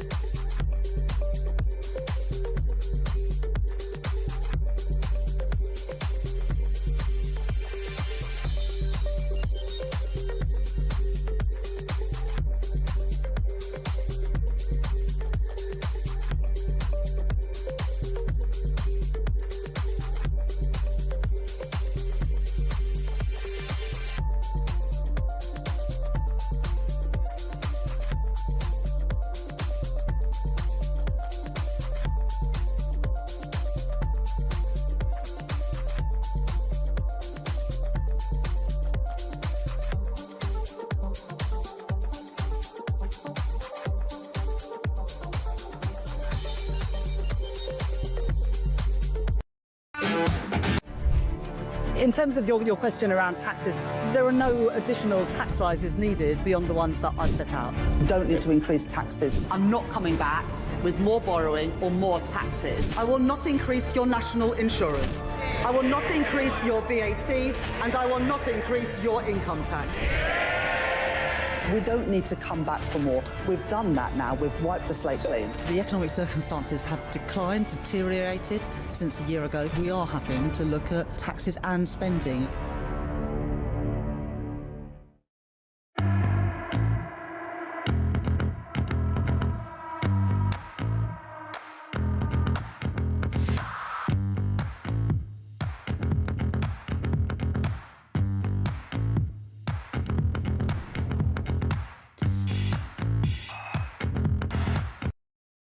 across the UK, on DAB+, on YouTube, on your mobile, and on your side.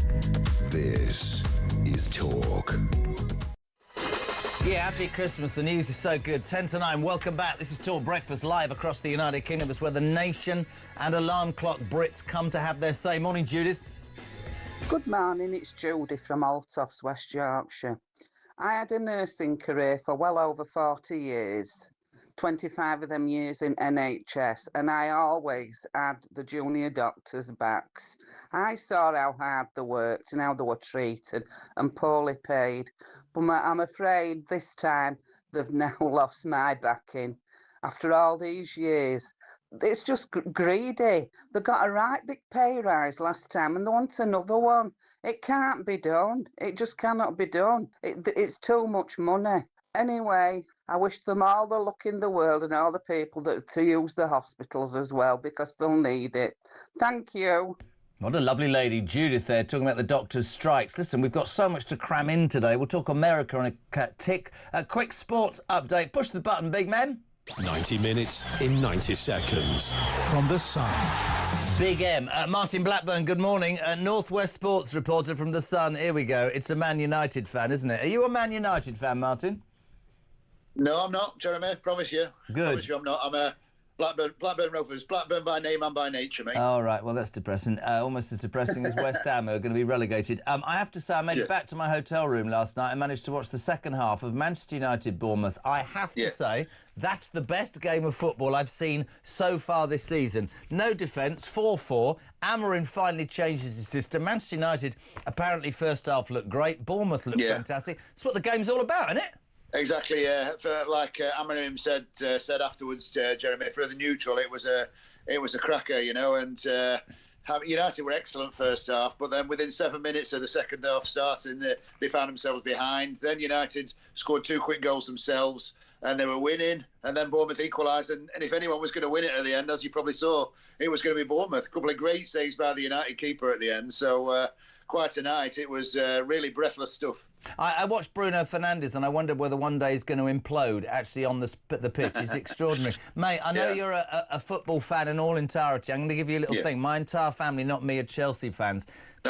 Trouble's brewing at Stamford Bridge. He's talking about the ownership, Enzo Maresca, when he says that there's a problem. But top right here of Sunsport. Enzo's still to find. He won't be there next season. I agree with Carragher. Thoughts? Yeah, I mean, it was a strange one on Saturday, Jeremy, because they beat Everton, and he came out with this about the worst 48 hours at the club, of his time at the club. So he was asked to sort of clarify that yesterday. It sounds like there is a problem with the owners, and the owners are going to be watching closely now, you know, because if managers come out and say things like that, then it's not a good look for them. So they're playing Cardiff tonight. Cardiff, of course, are in League One, the third tier. So a little bit of a banana skin for Chelsea. So keep your eye on that one over the next few weeks. Obviously, a lot of games, and if it doesn't go well for Chelsea, then don't be surprised if there's a change. Absolutely. We'll tell you that on Talk Sport, of course, all the updated World Darts Championship. What's this story about the bloke, Cam something? What's he called? Cameron Menzies lost and punched a light and cut his hand and started burning himself. What was that all about, pal? Yeah. I mean, anything goes, doesn't it, Jeremy, at the Ali Pali? But Cameron, he didn't take the defeat very well, and smashed his hand into a pyrotechnic thing, cut it wide open, then smashed it up and down and walked off the stage. Yeah, I know. It's as I say, anything seems to. The World Darts Championship throws up all sorts of stories, doesn't it? But that one's a particularly lively one just before Christmas. Right, so, Martin Blackburn by name, by nature. 2 questions before we let you go. We love you having on Blackburn. Relegation to League One? It's not looking good, Jeremy. I wouldn't put my mortgage on them staying up. But, West Ham to be relegated? I genuinely think we will be. They are. I've said it. Do you think so? Well, you know, Man United are now on this run of sort of three successive home games without a win, and one of those was against West Ham, Jeremy, as you well know. And I thought they did all right that night, but when you're losing your home games like that, having been winning like they were on my grandmother, who's been dead against, 20 years, could defend better than West Ham. Martin, sorry to be in a rush. We love having you on, my friend. We always do. Thank you so much. Martin Blackburn, Northwest Sports reporter. From there, we'll shoot straight to Arizona, Phoenix, Arizona. From Arizona Morning News, Qatar in Phoenix. LaDonna Harvey, good morning. Good morning, Jeremy. How you doing? I'm good, sweetheart. Only a few minutes. You're up early. I appreciate it so much. We're all waking up to the news that Donald's suing the BBC and so hated of the BBC in the United Kingdom that everybody's going, yes, and I hope it bankrupts it and Donald can have all of our licence fee because we hate the BBC. Well, he'd like to take all of that license fee, $10 billion for the edit, and we've talked about the edit before, which was the speech that he did before the Capitol riot, and then there was the Capitol riot. And the way that it was edited was absolutely deceptive. I mean, there's no question about that. When you're a journalist, as much as you might absolutely hate and despise a politician and love to, see them go down in a ball of flames, you can't do that. No, you can't. You have to use what they actually said. You edit for brevity. You do not edit to deceive, and they edited to deceive. Now, is he going to win 10 billion pounds? No. He's not, but he's sending a message, and that's what he does. When he gets really angry with somebody, he sends a message, and his message to the BBC is, I'm going to make this miserable for you, and I'm going to make you look as bad as I can because you made me look bad. I agree. I thought yesterday rather encapsulated the enigma that is the Orange Man, baby. On the one hand, I support him absolutely for suing the BBC, but then Rob Reiner, the famous director, and his wife, this terrible, terrible double murder stabbing. The son's been arrested. We can't say any more than that at this. So it's a big Hollywood story. And Donald Trump goes on Truth Social and said, he had Trump derangement system and he wasn't very good at what he was doing. Those are the moments when you think you've let yourself down there. Would you agree with that? Oh, absolutely. Rob Reiner, for whatever his politics were, I mean, I didn't even agree with his politics. I loved him as a director. Just because I don't like somebody's politics doesn't mean that I want something horrible to say or I'm going to crow about it or try to point out that we disagreed. They're dead. They can't come back and say anything. And, you take a conservative actor like James Woods, who was championed by Rob Reiner in one of his movies, The Ghost of Mississippi, and they could not be more different politically. And James Woods was like, hey, he was a good man. Politics does not make us terrible people. It doesn't, it makes us disagree on politics. That's it.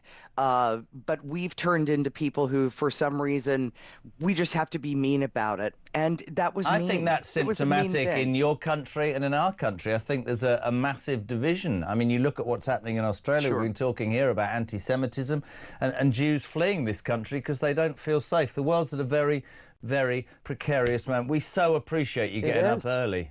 Listen, thank you. I haven't had my coffee yet, Jeremy. I haven't had my coffee yet. I lived in America for 3 years. It was the greatest time of my life. I loved it. Thank you so much indeed. And Phoenix, Arizona, the best golf courses in America. We love you. LaDonna Harvey,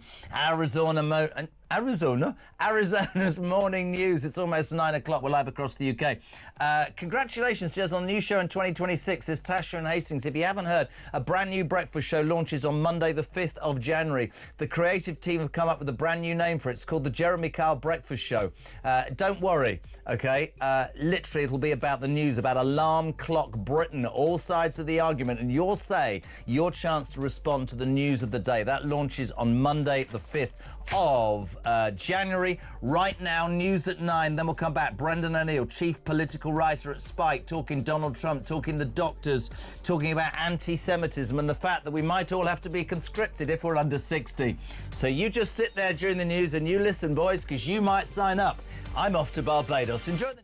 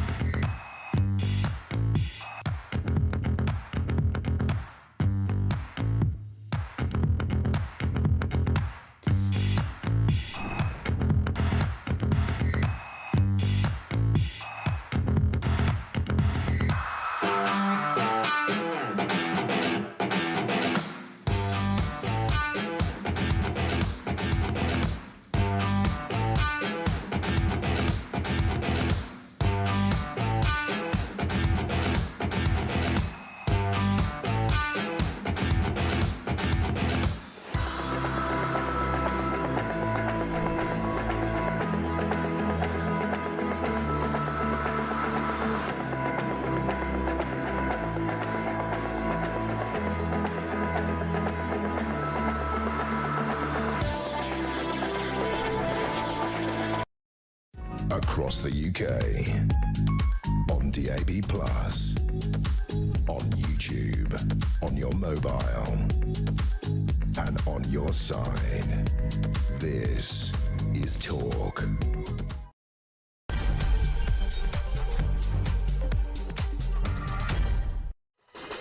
A very good morning to you. Just gone 9 o'clock. We are here with Talk Breakfast for the next hour. Julia Hartley-Brewer from 10 o'clock, of course, this morning, and Ian Collins, 1 o'clock this afternoon. The voice, the housewife's choice, that's what we call him. So much in the news, whether you're waking up, you're already at work, or you're returning from a night shift. Doctors, don't you worry about paying your tax. Doctors, who had a nigh on 29% pay rise 15 months ago, are going on strike again tomorrow. Junior doctors in the hospitals, they want another 26%. We haven't got the money. Wes Streeting's been done like a kipper and now doesn't know what to do because he bent over backwards the first time and now he's skint. He says it's disgraceful and there will be a loss of life. This is a man who gave them 29% without installing anything in that deal that said you can't strike again and that's all you're getting for 5 years. It was just like, I'll sort it, there's your money. Donald Trump, as you've heard in the news, suing the BBC for $10 billion. Love it. I think that's great. Head of the Armed Forces. This is interesting. Air Chief Marshal Sir Richard Knighton overnight saying that Brits should be ready to fight. Russia could launch a significant and direct attack on the UK, and conscription could be a reality for any man under the age of 60. Never have I... No, I'm joking. Listen, I'd fight for my country, or would I? What is there to fight for? I'm not sure. And the other story, and I do want to keep going on about this, and I make no apology, after the horror of those terror attacks, this country showed its teeth, didn't it? Showed what it's all about. Sunday, barely hours after 15 innocent people's lives were obliterated, a 10-year-old girl, a British rabbi, even a survivor of the Holocaust in those terror attacks. U-Party members, it's Corbyn's lot, the nut jobs, University of Oxford students, entitled bunch of academics, just my opinion, I'm entitled to it, had a march where they called for long live the Intifada, of course the globalisation, the end of Jews. That was allowed to happen in Oxford. Police did absolutely nothing.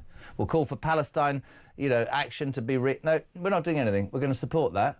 Last night, the Jewish community decided to hold a Hanukkah Westminster vigil outside the Palace of Westminster. Several talkers, we'll tell you about that in a bit. Campaign Against Anti-Semitism's Gideon Falter told us earlier that, I mean, this is unbelievable to me. Sadiq Khan and his London mob of idiots tried to ban that vigil last night, citing safety and crowd control concerns. So it's all right for hate marches to spew their filth all over the streets of the United Kingdom, but it's not all right for the Jewish nation to come together to remember those who were murdered in broad daylight. That's what we're dealing with in the United Kingdom. 0344 419 1000, text to 87222. Malcolm, fighting for your country, good morning. Hi, Jezza, it's Malcolm from Devon. I'm just thinking about when I did my 22 years for the forces with 2 tours of Iraq, 2 tours of Bosnia, 2 tours of Kosovo and 4 years in Northern Ireland. I'm just thinking about when we didn't go on strike because we got loads... Oh, hang on. No, we didn't get loads of money for not going on strike. No, we just got extra tea bags. Interesting. I couldn't agree more. Jez, I would fight for my country. However, the reality is we have an army of illegal immigrants on these shores who would take advantage if people like me were sent abroad to war. Let's deal with the threat here first, says Mark in Selby. Mick's gone to Spain. So upset is he by the United Kingdom. Stop laughing because I'm coughing, Mark. Quick question. If the UK went to war as UK soldiers were going across the channel one way, would the government stop the boats coming the other way? See, that's what you're thinking. Gary's emboldened. Can't enlist, I'm far right apparently, and I can't see many others being keen after they've ruined this bloody country. There is an army crossing the channel. Good morning to Kevin Southampton. Hope Trump brings the cult of the BBC to its knees. Somebody needs to. Good morning to John. JK, it's not just the Jewish community that are at risk from these Islamists. They're against Western values. The Germans just foiled an attack on Christmas markets. It's only a matter of time for something to happen here. We need an honest conversation about jailing or deporting people with this ideology, and our security service needs to say that they are watching who and what the 40,000 people coming to this country are illegally. Couldn't agree more. It's not racist in any which way to say that. Dave Thorns. Morning, Jez.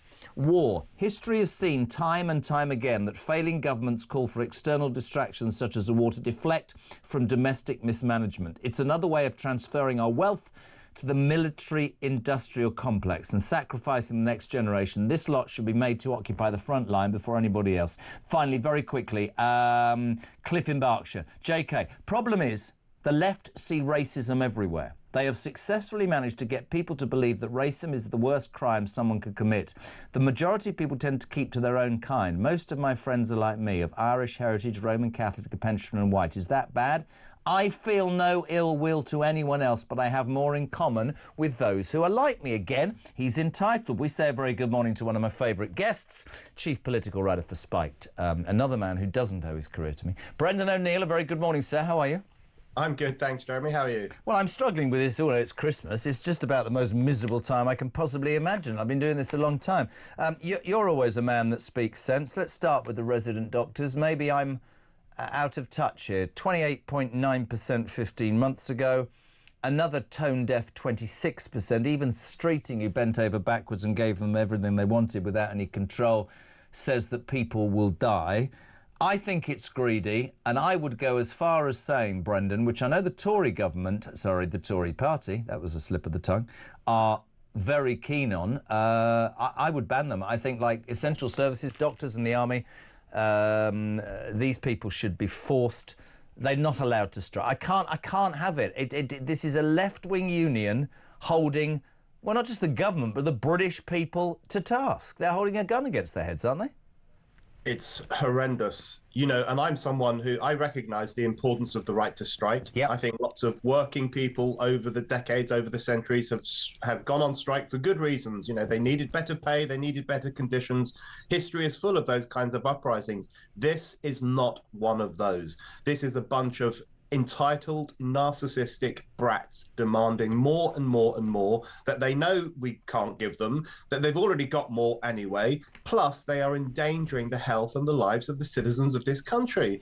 It is extraordinary. Whatever happened to a sense of moral purpose in the medical establishment, a sense of mission, a sense of commitment and responsibility to the people of the country? That seems to have gone completely out the window. They're all on their streets with their stupid haircuts and their silly hats, these kind of, you know, largely middle class, well brought up people who are bringing the medical industry to its knees by going on this strike. I think is actually really outrageous. Roy Lilly was saying earlier, 77,000 junior doctors, resident doctors, lazy gits I call them, are BMA affiliated. Only 29,000 voted for this strike. It's nowhere near a majority. I've been saying all morning I'd like to hear from junior doctors and other doctors who are part of the BMA who disagree with this strike action, because for me, and I'm old enough to say this, it strikes me that we're in danger of going back to the 70s and 80s, where Red Robbo and the unions in the Midlands, if they called you on strike, you know, from the car plants, if you didn't, you got a brick through the window and your wife got abused at the school gates. That's what the clothes shop under Thatcher tried to destroy. We shouldn't allow these unions. You're right. People can strike. People can be represented. But this is anarchy, and this is governed by a union that has political motivation. Sorry, genuinely believe that. You know what, also, Jeremy, it is so tone deaf. I mean, there are people in this country really struggling right now. And I know junior doctors do long hours and they have to do a lot of training and they have to work hard. We all get that and we all appreciate it. But they've had a pay rise. The idea that they would strike for another one seems ridiculous. There are people in this country who are struggling to make ends meet, who are working 2 or 3 jobs, not getting paid well enough, still having to claim certain benefits because their wages aren't high enough. These are the people we should be thinking about. And when they turn on their TV late at night and put their feet up for a well-earned cup of tea, and they see these people on TV saying, by the way, we're going to make hospitals and hell on earth by going on strike for more money, they must just think they're these people living cloud cuckoo land. So it's that kind of tone deafness, which I think is really it's arrogance, man. I think you're right. I think it's tone deaf. I think it's arrogant. I think it's entitled. And I would ban them. And people go, well, you know, they save lives. Well, they're not saving lives. This is deliberate. The timing is deliberate. The offer, the demand, rather, is deliberate. It's all deliberate. And that, to me, says It's not for the... I mean, I never hear any of them. This is my other bugbear. I never hear any of them say that the conditions I work in aren't good enough. It's all about money in the pocket. Let's bring you up to date with it. We're not up to date. Let's ask you the other question today. Overnight, Air Chief Marshal Sir Richard Knighton saying that the threat from Russia is very real. He's not out to scare people, but he did say he could envisage a situation where Brits were called up, conscription or whatever, and would have to do their bit. It led me to say, would you fight for your country? I don't think the response has been that good, because many people are saying, no, I bloody well wouldn't. What's there to fight for? You know?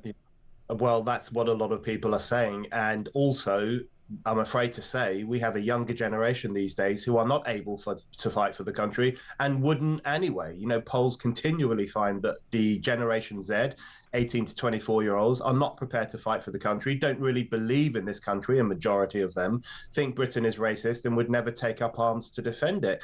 This is what we have created through this culture of self-loathing from the top down, from the political establishment, the university establishment, the educational elites. We're constantly telling the young to be scared of everything, to hide away in a safe space, to think of Britain as a racist hellhole. And then we wonder why we don't have a fighting fit, youthful army that might be ready to take on the Russians. We've done this to ourselves. You know, my point is, I agree that it's very, very, very unlikely that Russia is going to invade Britain. That would be a real catastrophic mistake on Russia's part. But we should have a prepared young group of people anyway, regardless of whether the threat is imminent. We've got more migrants in this country illegally than we have got in our armed forces. How does that look? You know, one of the most shocking statistics I've ever read in my life is about 10 years ago, 2015, there were more British Muslims in ISIS than there were British Muslims in the army. And that really told us a story about this country and about fragmentation, the divisive impact of the ideology of multiculturalism, the way we've just completely lost our way. Yeah. That should have been the wake-up call to end all wake-up calls, but of course it wasn't. You know, maybe it's because I'm getting older, but I genuinely believe we need national service in this country. Not sure. I don't think we've ever disagreed. My only problem with that, I don't disagree. I talk about, you know, order and form and how it will get people, but the problem I've got with that is I'm not sure I think there's apathy amongst the young. Could you knock them into shape? Would they be a benefit to the armed forces? We've bred, I don't care what anybody says, we've bred an entitled, lazy generation, and we can talk about benefits, and of course people will jump up and down, Brendan, and go, there are many disabled and mentally ill people. Yes, there are. Underlined. There's also a lot who are gaming the system. Underlined. And need to kick up the backside. Underlined. So maybe for those, but would it be professional? Can you imagine a world where...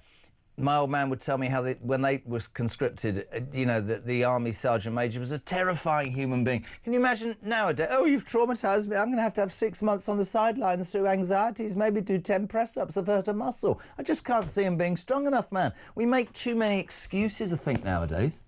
But I think that's why we need it. We need to we need to push kids into shape. We need to really put manners on young people. And, you know, you're absolutely right. We've cultivated this culture of weakness, this culture of self-pity, where you think that if someone misgenders you, you need to have a self-care day. Or if someone asks you to get a job, they're, you know, stressing you out and you know, minimizing your mental health struggles. We've created this generation, and I think we need to take really severe action to try to fix it. And I think if at the age of 18, before people went to university or before they got a job, they spent a year in some capacity working in defense of the realm, whether that was learning how to fire a gun, learning how to cook, learning how to clean up their dormitories, whatever it might be. For 1 year, every kid devotes him or herself to the care of the nation. I think that could have a transformative impact on this country. Really interesting. I just want to, because I know what you'll think about this, because you and I think very similarly. The horrors of Bondi Beach were enough, I think, for any sane human being. And you looked at pictures of that 10-year-old girl that lost her life, Matilda, and Holocaust survivors, British rabbis, terrible. Two things happened in this country in the last 24 hours summed up why I sometimes am beyond embarrassed. Firstly, on Sunday, you'll have heard about what happened at Oxford University. Don't know if you did. Some students and political people from U Party chanting "Long live Intifada." hours after the horror, sticking up for Palestine action. And then last night, I've got to play this because this sums up what the British public think of this government. There was a Westminster Hanukkah vigil for the victims of the recent Bondi Beach attacks, Brendan. And we just heard from Gideon Falter, the chairperson campaign against anti-Semitism. He said that Khan tried to get it cancelled, citing safety and crowd control. Now, the response of our government was to send a minister out last night. She's called Ashley Dalton. Do you know who Ashley Dalton is, Brendan? No. Right, you ready for this? Watch Brendan O'Neill's face. Starmer didn't go, Home Secretary didn't go, nobody to do with anything like that went. He sent out a junior minister whose claim to fame is that she said 6 months ago, we don't misgender people, you can be who you want. I have friends who want to be llamas, and that's allowed. This is the reaction that Ashley Dalton got at a Hanukkah Westminster vigil last night. Have a watch, have a listen. The government does not and will not tolerate anti-Semitism. We stand with Jewish people today.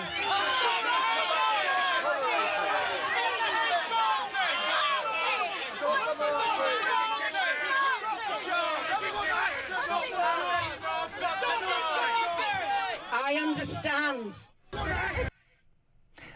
That's what happens when you recognise the state of Palestine, because you can be accused of encouraging anti-Semitism, isn't it, Brendan O'Neill? Yeah, you know, I was at that vigil, actually. Oh. I missed her talk. I'm kind of glad I missed it because I would have booed as well. And it's not good to boo at a vigil, but I understand entirely why people felt angry about that. Because when she says the government doesn't tolerate anti-Semitism, she's talking through her behind, because actually it does. And, you know, this is one of the problems we face. When you talk about those kids chanting, long live the Intifada and so on, we've had a culture of so-called anti-Zionism in this country for more than 2 years now, which has unquestionably emboldened anti-Semites, violent anti-Semites. Because when you spend your whole life demonizing the world's only Jewish nation, and you call it a bloodthirsty entity, and you say that it should be wiped from the face of the earth, all the way from the river to the sea, you are whipping up antagonism, not just against the Jewish state, but against the Jewish people. We know that a vast majority of Jews in this country and in Australia feel a very strong attachment to Israel. And those protesters are putting those Jews in the crosshairs. They are setting them up for the kind of violence we horribly saw in Bondi. So this government hasn't got a handle on that so-called anti-Zionism. It hasn't got a handle on the growth of Jew hatred. She's actually lying when she says that. So I'm not surprised at all that even though the Jews at that vigil were so peaceful and so somber, that they felt really angered when she spoke. Just one more thing. Do you know what angers me about anti-Semitism, apart from how abhorrent it is that we don't seem to put it on the same level that we put any other abhorrent racism on. And it worries me that that's simply through the colour of one's skin. Anti-Semitism is as appalling as Islamophobia, anything you want to say, but it's not given the same credence, is it? And I think that's fundamentally wrong. The Jewish people suffered unbearable torture and misery and just catastrophic things 70 years ago. No wonder they try and defend themselves. Part of my pride of having Jewish friends is knowing how, you know, they do look after themselves, and they've had to go into themselves and build a country and an ideology that protects. I don't think anybody could disagree with that after what happened to them. But yeah, I think it's frightening, and I think it's something that's prevalent everywhere, and we certainly do. It's like the Australian government. What was it Albanese did? Today I'm going to have an envoy for Islamophobia. Oh, tomorrow I'm going to have an envoy for anti-Semitism. You know, you sit on the fence, you get your ass burnt, don't you? Absolutely, you do, and you're so right. Anti-Semitism is not treated as being as bad as other forms of racism and racial hatred. It just isn't, and in fact, it's continually pushed down the ladder of our concerns. We hear about Islamophobia morning, noon, and night. We're always told that the establishment in this country is institutionally racist against black people. But as soon as you say, "What about anti-Semitism?" everyone says, "Don't exaggerate. don't go too far, don't tell us not to chant certain things, don't go over the top. They play down the problem of anti-Semitism all the time, the left, the liberal establishment and the government, and that's how we end up in the situation we're in. You know, I love having you on, mate. It's great. If we don't speak again this side of Christmas, please join us early in the new year. Brendan O'Neill, Chief Political Writer of Spike. Thank you, my friend. Right, quickly, a couple of calls. Loads of you ringing this morning. We'll head to Dorset. Catherine, you're on Talk Breakfast. Just a couple of minutes. Good morning. Good morning. Thank you for coming back to me. I'm Catherine. I lived all my childhood about a quarter of a mile from the Heaton synagogue in Manchester. So you can imagine how upset I was when I heard about that. The area I lived in, there were many, many Jewish families in my street. Catholics, Anglicans, Greek Orthodox, some of no religion. Everybody got on together. Mm-hmm. We all played out, went to each other's houses. I made fires for Jewish families in the winter when they weren't allowed to, switch electricity lights on and stuff. So did other people. I'm 80 now. I can't do very much, but yesterday I sent an email to the synagogue just offering my condolences and support. And really, I'd just like other people maybe to send a card or an email. We've got to stand together against this anti-Semitism. I couldn't agree with you more. I love the wisdom. Whenever I sit here of a morning and think that I'm losing the plot, I try and think of my parents, and they would have said exactly what you just said. Thank you, Catherine, so much indeed. Catherine in Dorset. We'll head north to Lancashire. Nikki, you're on Talk Breakfast. Good morning. Hiya. Morning. I hope you're okay. I'm just calling about the doctor strike. Now, obviously, I don't want to give away too much where I live, unfortunately, because I'm a nurse, but I completely disagree with it. If they're that concerned about patient safety, they shouldn't be striking. Now, I've been a nurse for nearly 32 years, and I'm in the RTN, and I would never, ever, ever consider striking. I couldn't look a patient in the face and tell them that I had to cancel one of my clinic appointments because I've been on strike, and they've ended up becoming much worse than what they've had, what they've been because of that. I could never, ever do it. And if any of my relatives came to any harm because of this, I would seriously consider suing the BMA. It's really interesting for me. Sorry, I spent most of the morning coughing. Nurses got 5%, didn't you? Yeah, but I'm not mourning. No, but when you look at what they had and what they want again, most sane people would look at that and go, this is blatantly greed. They shouldn't be allowed to do this. They're holding these people to task, and it's fundamentally wrong, isn't it? Yeah. I mean, I wanted to be a nurse since I was 14, so when I qualified, that was a major ambition achieved for me. And I always wanted to help people. And I couldn't, it's like I've just said, I could never, ever consider just striking. I couldn't ever do it. Yeah, because you're built properly and because you've got the right, the right concern for the fear of patients, which patently these doctors don't have. I mean, even Streeting, who bent over and gave them what they wanted, has said that people will die as a result of this. It's just so irresponsible, isn't it? Yeah, and to be honest, it scares me the next few days. Yeah, I agree with you. Listen, great to have you on. Thank you. And if we don't speak again, have a very happy Christmas. Nikki in Lancashire, 9:25. Peter's in County Durham, man. Did you like the way I did that? Northumberland, God's country. Morning, Jez. Just an idea. Make all the doctors contractors. I work in the oil and gas industry as a contractor. Get paid a day rate for the job I'm employed to do. Got to sort my own pension out. No perks whatsoever. If I don't go to work, I don't get paid. Simples. We will stop the strikes overnight. Tim's in Southampton. Morning, Jezza. I'm a 62-year-old Royal Marine veteran, and if I had my time over again, there is absolutely no way in the world that I would serve. This is a direct result of the state of the UK. There are even fewer reasons not to work. When I was growing up, it was socially unacceptable to be on the dole. Would you fight for your country, says Gary. Why? Fight for what? Monarchy, government? I think not. If there is no respect from leaders, why would we support them? Dale, this is interesting. Prison officers, 3.5% rise, and they can't strike for a decent rate of pay. Put their lives on the line every single day. Junior doctors 26% already, possibly 50% total in 1 year. It's a take. Stop them striking. Imagine if prison officers decided, to hell with it, enough is enough, and we went on strike. There would be an uproar. Hello to David. Prepare for war?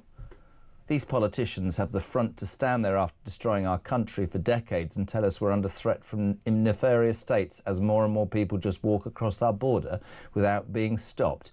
What an absolute joke that is. 0344 499 1000. Text to 87222. It's breakfast on Talk. Julia here at 10. Paula, morning. Morning, Jez. Paula in London. I just wanted to say 54% pay rise for doctors in as little as 15 months. I'd love a 54% pay rise, walking dogs. I mean, I'm getting quite a bit now, but if I got half more, wow, I could have holidays every month. I could literally take 1 week's holiday every single month. Great show. Keep up the good fight, because I love listening to you in the morning. You make my day.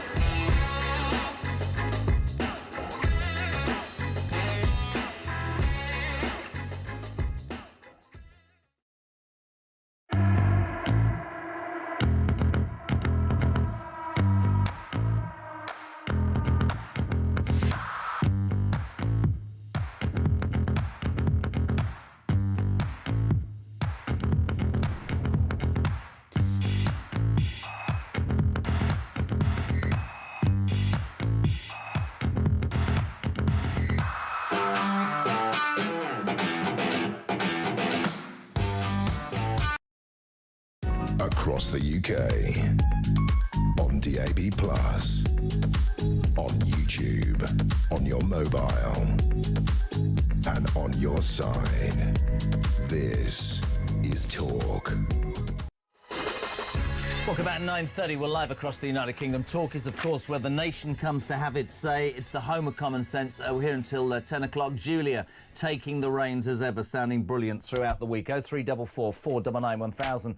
Text to 87222. Loads of you getting in touch. National Service, Jez, you're having a bleeding laugh. Police forces have had to reduce standards for public order training as their officers are so weak they can't run with a long shield. It's not going to work. Jeremy, This is interesting. Anthony in the northeast. Not all doctors are going on strike. What about those who have never been on strike? You are slating those who are turning up and doing their jobs over those who are far left and will never agree to anything. No, I'm not. If you turn up and you break that strike, you have my utter support. I just think the BMA is a left-wing union that cannot in any seriousness expect the British people to shell out anymore, and I think their behaviour is disgusting, especially at this time of year.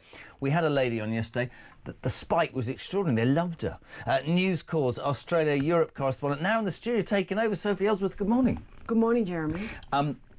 Thank you for joining us yesterday and explaining a little bit more about Bondi. Before we talk about the vigil last night, because you were there, tell us what's happening on the ground in Australia. A few developments overnight, right? Absolutely. So at the moment, there's an international search team that's in and around Bondi, combing the grasslands, combing all around the crime scene, retrieving, and I'm sorry, this is very graphic, but they're retrieving body parts and remains of the victims. That's undergoing at the moment. So they're going through every blade of grass, Jeremy. This is just horrific stuff. I mean, how on earth did this happen in Australia? I mean, we were just talking off air, and I don't mind saying this on air, and I remember however many years ago, when 9/11 happened, and they put me on air at 10 o'clock in the morning, and I was on for like 14 hours, right? And it was the most awful and extraordinary thing. And I remember the sort of palpable disbelief that this had happened, right? You sit yourself in England and Europe, in America. There's a terrorist attack in America, 5,000 miles that way. Almost the same incredulous disbelief that this could happen in Australia, 24 hours away. Huge. And for Australians, shocking. Jeremy, Australia has had its heart ripped out. This does not happen down under. We are a country where we're laid back, we're welcoming. We're such a country that people just look to and go, gee, I'd love to live there. They've got the lifestyle, they've got the sun, the sand, the beach. What on earth is happening in our country? And to watch it from afar... We've got a government who said that they recognise the Palestinian state, so there's your problem straight away, because the same could be said here, couldn't it? Our Prime Minister, Anthony Albanese, is under huge pressure at the moment. He aligned with Sir Keir Starmer and recognised Palestinian statehood. He has been given ample warning of the anti-Semitism that was allowed to rage and fester in Australia. Didn't Netanyahu say yesterday that he'd written to Albanese saying this is a massive mistake if you do this? Correct. He did that. So they have been at loggerheads, the two governments, the Israeli and Australian government. But now the real action must be taken. And the diversion now, Jeremy, there's a lot in the media that they need to tighten gun laws. We have extremely tight gun laws in Australia. Many are arguing this isn't about weapons. This is about who is coming into Australia, who are these people, and how are they allowed to get these weapons and roam around. Now, I was just saying to you off air, news has come to light that on Sunday when this massacre took place, there were 2 police officers. My colleague Sharry Markson from Sky News Australia has a story today that there were just 2 police officers in that area where there were 1,000 Jewish people at that festival. 2 police officers. Now, there's something fundamentally wrong with our system if that is how we think we can protect Jewish people. We know they are under threat. This is a country now that really needs to reflect on what on earth we are allowing to happen in Australia. Do you know what's most frightening? I remember when, Tony Abbott, I did a massive interview with him about a year ago. And he talked about the law that he brought in. And he got vilified across the world for what he did to that boat and migrants. You're not coming in. Australia backed him, right? Albanese, a Labour Prime Minister, kept that policy going. Australia has tighter controls than anybody in Europe by a merry mile, and still there is this issue. I would respectfully suggest, I was talking to somebody in the UAE yesterday, and they were saying, we're a Muslim country, we don't have this, because any form of radicalisation is literally stamped out at school level and inside the mosques. I mean, we have an issue here where we've got 40,000 unvetted men, no wives, no children, let's make this point, arriving here. We don't know who the hell these people are. I think the world needs to wake up to that security aspect, but I think it also needs to wake up to the fact that, and maybe I am biased because I have Jewish friends, the Jewish community 6 million were gassed 70 years ago. No wonder they protect themselves. The way they are vilified is disgusting. It's absolutely vile. It's the most abhorrent form of racism, and it needs to be stamped out. And politicians like Albanese and Starmer, in my mind, do nothing by sitting on the fence going, well, we're going to recognise Palestine, and we're going to not call Hamas a terrorist organisation, and we're going to say we're with our Jewish friends. You can't be all things to all people. Just occasionally, in the face of evil, you have to stand up and plough your own furrow, don't you? Well, Jeremy, it also came to light that the two gunmen, now the younger one, the 24-year-old, he's just come out of a coma. Oh, that's a shame. So he'll be charged pretty swiftly and obviously have to be questioned over this quite rapidly. We know that his father was killed in this. Good. So that's the latest there. But they had homemade ISIS flags in their car. They had explosive devices. These are the reports coming out. So this also, they were allowed to roam around Bondi with these giant rifles for 6 minutes. Now, I'm not attacking the police because a lot of this is under investigation, but people are asking, how did it take so long? Because 6 minutes is a long time to be roaming around Bondi Beach with a weapon. But I completely agree. And presumably what you were saying about 2 police officers to 1,000 people at a Jewish festival, that pinpoints or highlights the fact that the government didn't see it as a threat. That's where your issue is. I mean, we have, and you're based in England, I know that, for News Corps, but in England, you heard the story on Sunday at Oxford University. U-Party politicians, political demonstrators, and they're allowed on the streets to spew hatred against Jews and Antifada, all that sort of thing, right? We're going to carry on. Nobody does anything. But if you write a few hurty words in this country, you get arrested. It's just the priorities are wrong. People need to call out anti-Semitism. They need to call out this extreme behaviour. And the police and the authorities need to dig and weed these people out. But they don't seem to want to do that, do they? Because, let's be honest, they fear upsetting a certain part of the electorate or the democratic vote, and that's fundamentally wrong, in my opinion, as well. But maybe it's easy to say and hard to do. I mean, I don't know. You were talking about that vigil last night, Westminster Hanukkah vigil. We found out earlier from Gideon Falter, chief exec of the Campaign Against Anti-Semitism, that Sadiq Khan tried to ban it, citing safety and crowd control concerns. Well, I was there last night, as you said, Jeremy, and there are a lot of police there.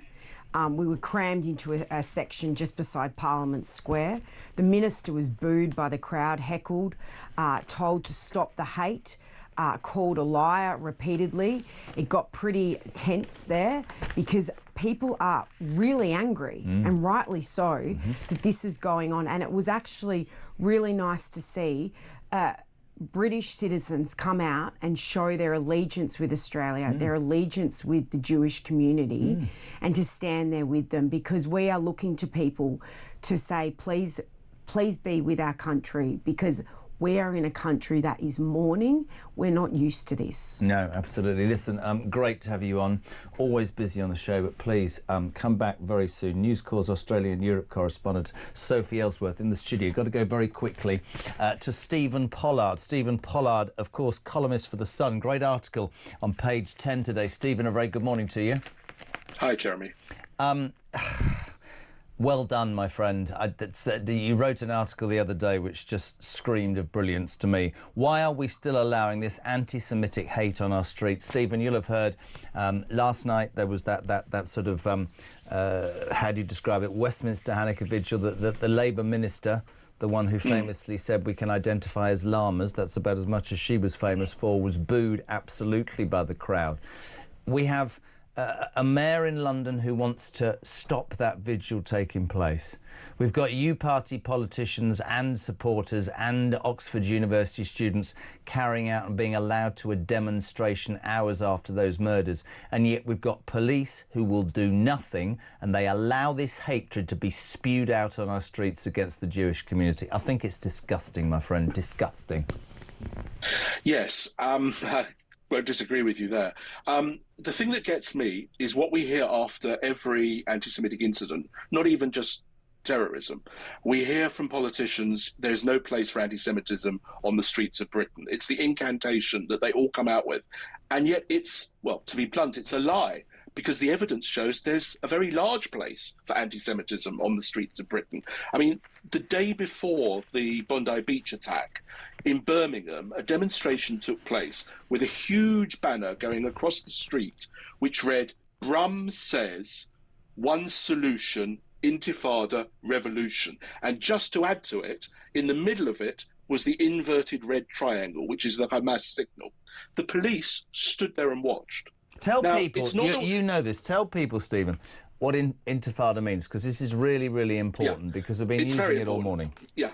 So the people who use the phrase intifada say, as if this is justification, that it means uprising, which literally it means. It means it means uprising. But what it came to mean as an uprising, there were two intifadas in Israel. And the West Bank and Israel. The last one was in 2000 to 2005. And that uprising, that intifada, was explicitly about suicide bombs and about going into Israel to kill as many Israelis as possible as part of that uprising. So you can't have it both ways. They say, oh no, when we say intifada, of course we don't mean terrorism. We mean protest, a global protest. But that is literally what the word means when it was used in Israel and in the West Bank. If you mean by that what you intend to do is to form a global protest against Israel, which people are of course entitled to do, just as they're entitled to protest against Russia or any country they dislike, then use the phrase global protest, or say boycott Israel. I disagree profoundly with the boycott of Israel. I consider it to be, a grotesque response. However, it's a perfectly legitimate argument to have, and you can protest that. But what you can't do, and what you can do, but shouldn't be able to do, is march through the streets shouting "Globalise the Intifada," which is one of the main chants that we had on the hate marches that have taken place over the past 2 years. And that's why your article's great. Why are we still allowing anti-Semitic hate on our streets? We've talked incessantly, I think, on this station about, two-tier policing. You've just said it yourself there. They'll sit and watch what happened in Birmingham without moving a muscle. I hate to use as an example. I don't agree with what Lucy Connolly put in those comments online. I think it was misjudged, but I thought that a 31-month prison sentence was utterly ludicrous and was part of Starmer and his government trying to, label everybody as far right. Most people in this country,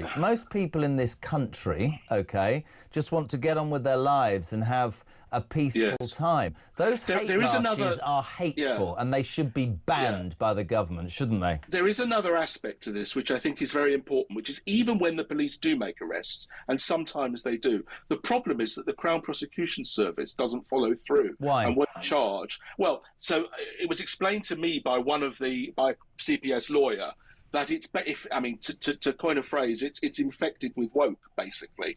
It's from the top down, they're obsessed with diversity. And so, prosecuting Muslims is regarded as being beyond that. But even when you may remember in 2021, there was a convoy of cars that drove through, this is before October the 7th happened, 4 years ago, that drove through North London, waving Palestinian flags and chanting, "We're going to rape your women, Jewish women are there for raping." And the police did arrest them. But what happened was when it went to trial, eventually, it took about 2 years for it to go to trial. The CPS were kind of sort of shoehorned into prosecuting. But they made their point by turning up at the trial and not presenting a single piece of evidence. So let me stop you there and speak on behalf of Alarm Clock Britain for a minute, right? I agree with everything in your article. If you get a chance, team, buy it today, The Sun, page 10, with Stephen. But you said that almost the judiciary, the Crown Prosecution Service, you intimated so many parts of our establishment are infected with woke. I came on air a couple of days after the Labour government finally acknowledged there should be a child, well, I'm going to call it what it is, rape gang inquiry from what started in Rotherham and seems to be widespread, because I think that's a national disgrace. And I repeat this every day for a reason, Stephen. Never said it to you before, but I was told by a senior ranking police officer that it took 8 years and they dragged their feet because they didn't want to upset a certain section of the community. If we are saying, or rather if politicians are saying to its indigenous population, sorry for that word, but I use it for a reason, there's going to be one rule for you and one rule for everybody else, whether that's letting people in and making their lives better than you, whether it's us deciding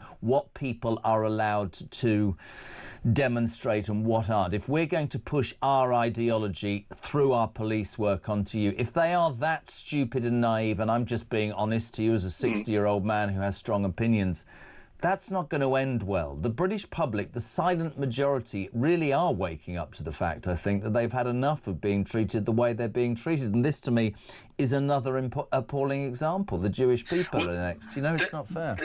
There's also an additional factor in this, a political factor, which is that if at the last election there were 4 so-called independent Muslim MPs elected, and the Labour Party is in absolute terror of what was going to happen at the next election. If you just look at the figures, so you're going to trade people's safety for seats. That's what they'll get accused of. There are 37 constituencies in which the Muslim vote is over 20%.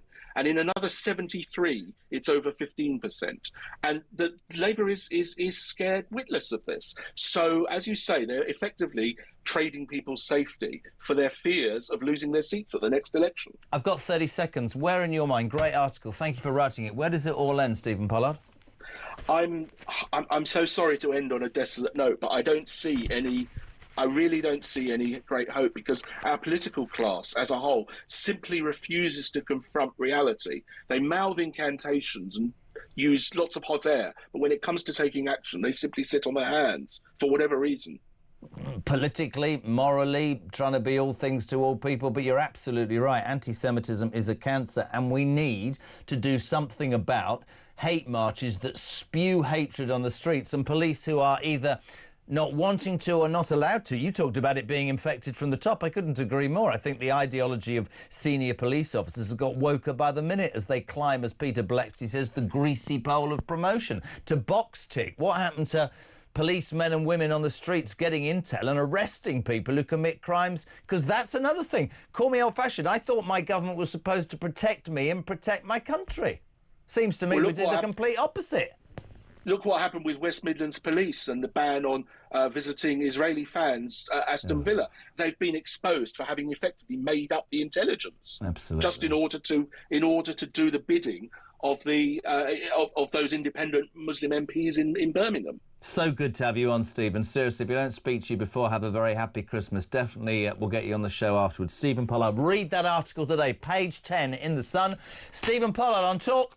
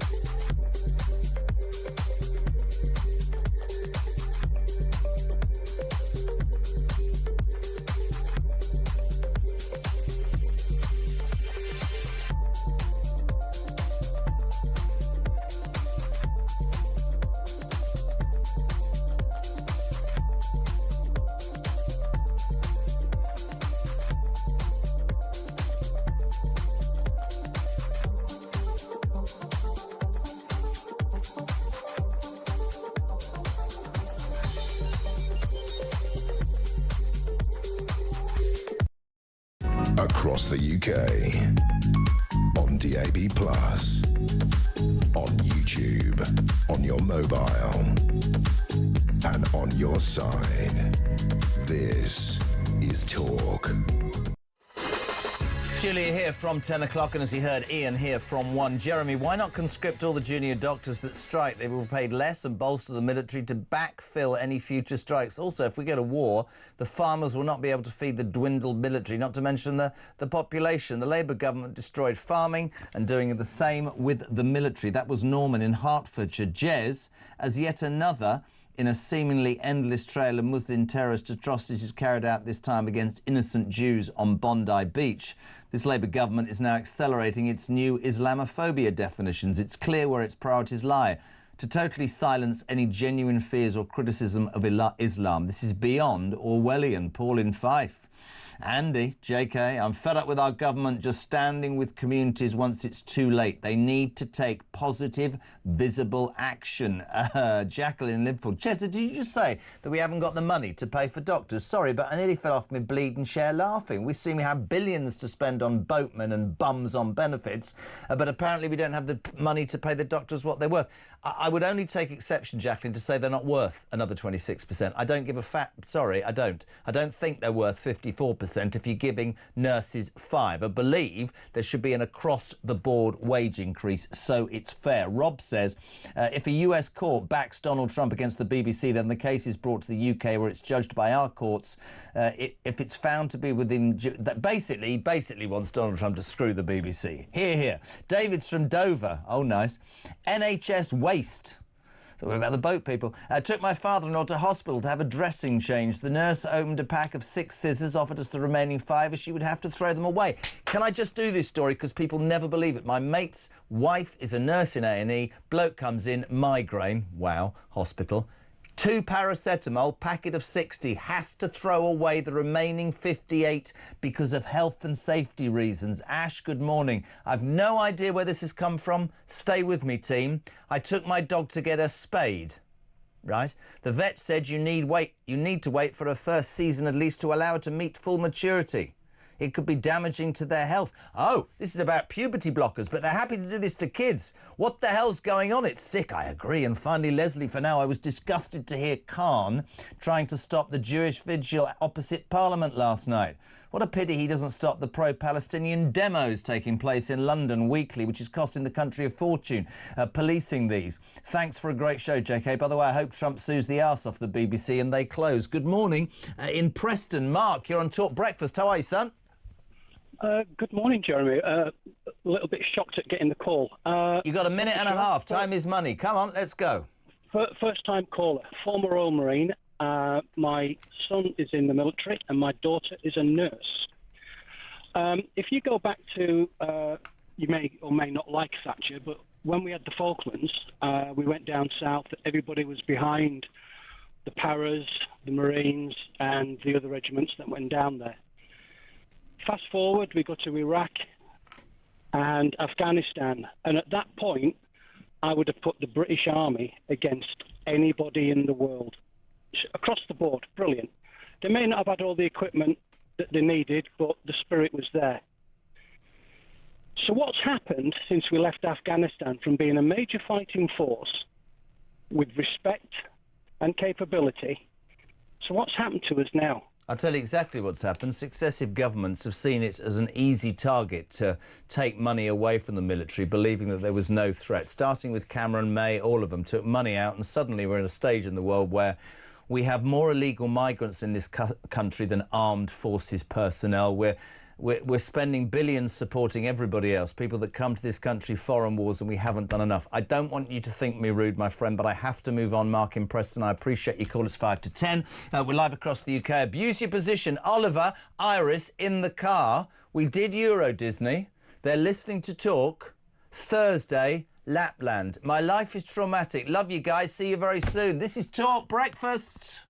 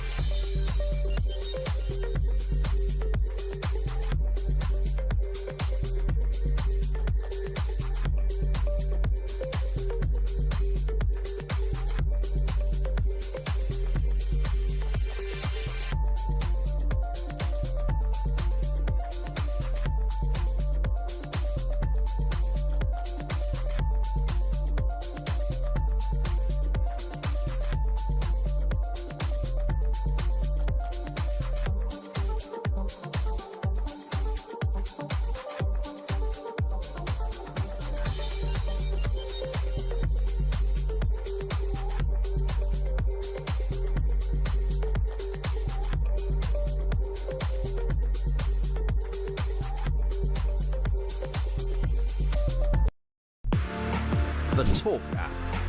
You can watch, catch up and listen to all your favourite shows and podcasts anytime, anywhere, all on the Talk app. Watching and listening to Talk just got easier. There's now only one place for the home of common sense. So head over to your App Store or Google Play and search Talk now.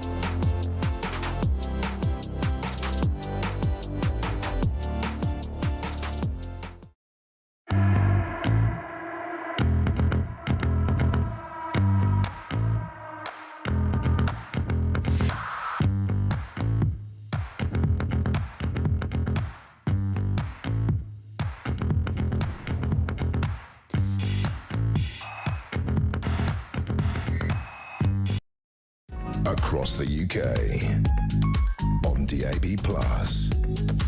on YouTube, on your mobile, and on your side. This is Talk. Welcome back. Almost done from me, Simon, Sarah, Matt and Mel. Great guest this morning, JK. Hope you get this message from Margaret. Hello to Mike in Lincoln. Can I just say, as I always say, if you have texted the show, so many of you responding to all the news today, thank you. We didn't get to you, but we'll be back tomorrow morning at 6 o'clock. Julia Hartley-Brew, good morning. Very, very, very good morning to you. Yeah. I don't know where to start apart from my complete horror at that Hanukkah set. Did you know that Sadiq Khan tried to stop it happening? I don't even know where we're at. Because it was too dark. It's too dark to have it. It's outrageously bad. Because, you know, darkness, definitely worse for people than people shouting, you know, for Jews to die, which is what on Sunday afternoon hours after that dreadful attack, of course, Oxford University students and your party protesters. Global intifada. And indeed a Labour donor, Dale Vince, given £5 million to the Labour Party. Keir Starmer, he's his big mate. And there he is. He's basically blamed the attacks on Israel. Yeah, I mean, you know,